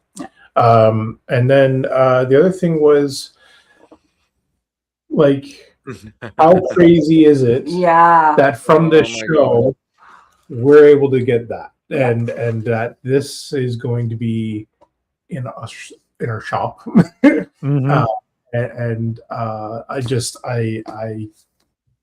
I'm flabbergasted that that occurred, and yeah. Yeah, it's crazy. That's a pan. Oh. Oh, sorry, I misunderstood. Chris, you got a pick your pan for us? Watching Project Hail Mary, we watched it with the kids, and Logan, much like Catherine, she remembered sort of like hearing it a little bit in the car, but kind of didn't really. It was snippets, so it didn't really make any sense. So that was one of the best movies she's seen in a long time. And again, we've said it before, watching movies with Logan is amazing, especially if she's really into it. Just because she has these visceral reactions to it, it's part of the whole experience. But she really, really liked it, and it was nice too. We hadn't gone together, the four of us, in a really long time, so it was nice to do that. And then I do have a pan. So The Secret Lives of Mormon Wives season 4 came out, and I finally watched it. I'm snagging my sister's Disney Plus because we're watching it legitimately. Oh, that's right. I'm sorry. Never mind. Watching it, and I knew it was messy. Reality television usually is messy for, because that's the allure to it. But this season in particular was awful. It was like a cry for help, and not in a, like, oh my God. It was like these people, like one in particular. She's the leader of Montauk, whatever the fuck that means. Her name's Taylor. The way that she navigates her life and just like the decisions that she makes, she's not well. She is not a well person. So you're watching somebody literally have a slow mental breakdown to the point where she just snaps. And then now there's all this fallout of it and whatever. Like, she was supposed to be the Bachelorette. That's been canceled now. Oh, that's the woman. That's the woman. Yeah. Wow. Yeah. She killed a whole franchise. The whole franchise, which makes no sense. It's stupid. It's so hypocritical of ABC. Anyways, but the way that they filmed her life and edited it was like, did nobody like reach out to her? Did nobody stop and be like, okay, Taylor, you need to actually go into a facility because you are not even hanging by a thread anymore. You're free falling. And everybody around you is watching you do it. Nobody's intervening. Your parent, nobody, her family, nobody is helping this poor woman. And now she's lost custody of her son. Like, it's just the fallout from this is awful. And I think, I don't know if it's true or not that they've canceled, they just canceled the rest of, they were filming season 5 and they've stopped filming, but I heard something that they actually just canceled the show. And part of me would really, do it because it just got to a point where her life's ruined now for the next little while. And it's just sucks that's because with reality TV, people fight, people scream at each other, whatever. We all know it's provoked. People, it's all, it can be staged or whatever, or manipulated in such a way. This woman's life, like, she just, nobody stopped her. Nobody did anything for her. They all just watched her because the camera was there and she's entered. That doesn't even make good television. That's just awful. So that's a pan. So I'm hoping they do better by her. I hope she gets help. Hopefully. What was that thumbs up, Sean? I saw this weird thumbs up thing appear. I was just kind of relaxing, and then it gave me like it did it on its own. I was like, that's an odd moment for that to happen. I know, right? It's like this woman's life is collapsing. This woman's life, it's horrible. And he's like, Damn. I don't know this moment. I don't care. Movie Madness Entertainment, Size Buddy Max. I'm here because I'm stalking Super Mega Graphics 64. I'm thinking about the Superstation one. What does everyone think? Superstation. Nobody even knows what that is, Max. It's a FPGA console. It looks kind of like a PS1, like the old slim PlayStation 1. It's Okay. FPGA stuff. Is it good? Max, it's good. People like it. It's really cool. Max, Oh, hey, I look, forgot. Television Gamer just showed up too. Hello, everyone. Casey, what's up, Casey?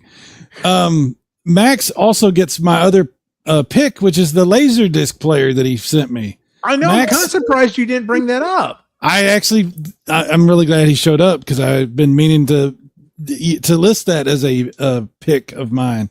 That's awesome. Absolutely wonderful. He sent me he's talking about doing it for a long time, and I kind of didn't think he was really going to do it because I'm like, yeah, we like to say we're going to do stuff. That's cool, Max. Don't worry about it. But he did. He sent me a freaking Laserdisc player. It fully works. It even has the automatic flipping, so it has lasers, I guess, on both sides of the disc. Oh yeah, That's crazy. He sent me RoboCop and 3 James Bond movies from Russia with Love, Goldfinger, and another one. I can't remember what the third one is, but it works great. I've never had Laserdisc. It's really cool. And Max is a great friend of mine. And Casey's a great friend of mine too. You guys are awesome for showing up here. Everybody thank that's you come guys. here. Yeah. Thank you very much. We do appreciate it. I've got 2 quick picks. The first one, of course, is Project Hail Mary. Absolutely fantastic. I really wish I could talk the boys into going to see it with me. I don't think I'll be able to, but whenever it comes out on home video, we'll definitely, stream or whatever. We'll definitely stream it because I'll be like, guys, y'all need to watch this. It's a fantastic movie. I was hoping maybe it was going to be their gateway into audiobooks because Alex has started reading certain things. He said really started last year. And I was like, dude, that's fantastic. I said, I wasn't until college. Actually, it wasn't until Audible until I figured out, oh no, it's not that I don't like reading. It's I haven't found the right thing to read yet. And now it's one of my favorite things to do is that is one of the things kind of talking back. I have started cutting back on podcast so that I can listen to more audiobooks because I'm just I'm finding more enjoyment, even going back and re-listening to stuff, which I just realized last week after I finished this book. We're getting close to time. I need to start running through DCC again if I'm going to be ready for the new one. So, Project Hail Mary, if you haven't watched it, go watch it. It's absolutely fantastic. Give it all the money because they need to realize, and actually we're just talking about this on our last episode of EG Live, that someone was pointing out, here's 4 important things that Hollywood should take away from this movie. They probably won't. And one of those is, you don't have to make endless sequels. There's not a sequel for this book. It's just a single book, and it did fantastic, and people are liking it. And you can make smart movies, and people will go watch smart movies. But anyway, go watch this movie. The second one came totally out of the blue. I'm watching my boy Cyrus play games, and he starts streaming this game called Pac-Man Championship Edition. Now, it's a demake of it, so it's basically taking a new game that they've cranked down so it will work on the level of a Nintendo. And I'm watching it and I'm like, that looks really fun. I might need to go see if I can find the ROM for that. By the way, I did download the ROM side. Alex has it and he's playing it on his DS. But I never downloaded the ROM. Instead, I thought, well, I wonder if it's on Steam. Sure enough. How much is it? It's $2. $2. I can spend $2. I have played so many rounds of this thing. It is because literally you can set it for 5 or 10 minutes and just see how well you do. So it's very easy. It's okay, I've literally got 5 minutes to spend. Fire it up, play it. I'm done. And then I can immediately get up. Although I usually don't. Usually I have to play 2 or 3 rounds, but oh my God, it has everything that I like. Oh my God, it's so good. If you've never played Pac-Man Championship Edition, go get it. I was like, well, maybe I could do it because what I was telling the boys, when I was showing it to them, they both thought it was awesome. I was like, man, imagine it on the big TV and we put the lights on that are behind the TV and have all the lights and stuff going. And I was like, well, How hard would it be to do it on the Switch? Because I could just take the Switch back in there. That would be easy. They want $20 for the Switch version. I'm just like, I'm not paying $20 for the Switch version. I'll wait till it comes out on, goes on sale. So instead, no, I just come in here so often and do a little work on the computer, and I've got 10 minutes. I can get a couple rounds in. So I'm having so much freaking fun with that game. I was like, how did I not know about this game? I'm so glad you introduced it to me, Sai. So if there are some other classic games like that they've redone and made it like over the top, like it is, like where all the lights are flashing and everything else. So literally as Pac-Man, you can like get the ghost to like these multiple like 20, 30 ghost chains behind you as they're chasing you. And then as soon as you hit the pellet, it's just boom, boom, boom, boom. And it's like the screen is going crazy. It's like, oh my God, it is so much fun. Have you tried any of the retro reimagined games that Atari put out? I don't think so, but we'll have to talk after the show. Yeah. Okay. So, all right. With that said, because we're already over 2 hours, imagine that. So I guess with that, let's go ahead and move on into our social media stuff. Cyrus Martin, where can we find you online? I have no idea. And I don't want to know. You can find him at Super Mega Graphics 64 on YouTube. So that's where you can find him. Thanks. Sean, where can we find you online? Screwing with Wikipedia, as always. And your favorite broken toy on Instagram and TikTok. Nice. Spelled the Canadian way. The Canadian way. So there's a U in there, eh? Yeah. It's funny. I saw something. I think I told you this. I saw something the other day, and it was just like, what's the Canadian spelling of something what's the first thing you think of? And almost all the comments were color. And I was like, no, it's favorite. That's the first thing I go to because of Sean. So, Chris, where can we find you online? It's the .book peddler. Yeah, there we go.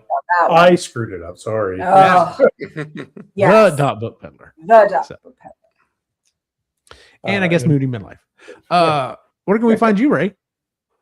The Reluctant Idiot on Instagram, and then the book peddler as well on Instagram. That's where I've been posting. He's been doing all of our Instagram posts and doing a good job of it. Seriously, guys, if you're listening to the show and you have not subscribed to the book peddler yet on Instagram, go do it. Go help our folks out. So. And you can check it out on Facebook as well. Yes, it does post at both. So I've said before, and I just want to repeat that if they watch this show or listen to this show and they have not subscribed to you guys, you can go to hell. Like, we don't need you. Alrighty then. And then you can find my individual wacky adventure online at Optimachine. Most of the time, it's just reposting the stuff from the show. Although after today's adventure in the attic, I will probably be posting some pictures on there of that because that was a process. Anyway, and then if you want to find all the other stuff that we do, you can find us at epicallygeeky.com, and we'll talk about all that here in a second. So let's see. We had a couple other comments real quick. Oh, look. No. Sai is my hero. Born television gamer saying Sai needs to make a calendar for his fans. Dude! Jon Snow the calendar? Oh, okay. I see what you're saying. I thought we were going to... I'm trying to make you money here, dude. You're already went off. Jon Snow, 12 months of a pissed off cat. That's what that calendar would be. Dude, it would sell. I guarantee you it would sell. So, alrighty here. Okay, why is that still on there? That's weird. Take that one off. There we go. Okay, here we go. Now it's doing all right. All right. For everyone on the site and I almost forgot. How could I have forgotten this? All of the wonderful people that joined us. Born Distracted, the Intellivision Gamer. Let's see here. Movie Madness Entertainment, Max. So I know who you're referring to when you say Max on your show from time to time.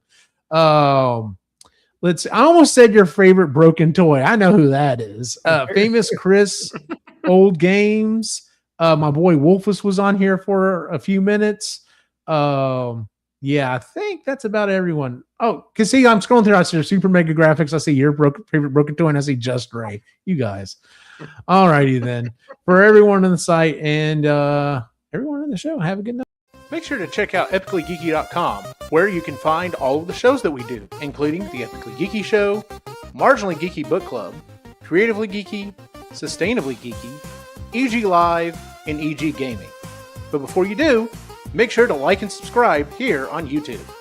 And if you're a person with a human-style body, why not head over to our TeePublic store and grab a t-shirt, hat, shorts, or whatever else they sell to cover that body. You can find the link in the show notes. And thanks for supporting us here at Epically Geeky. See you next time.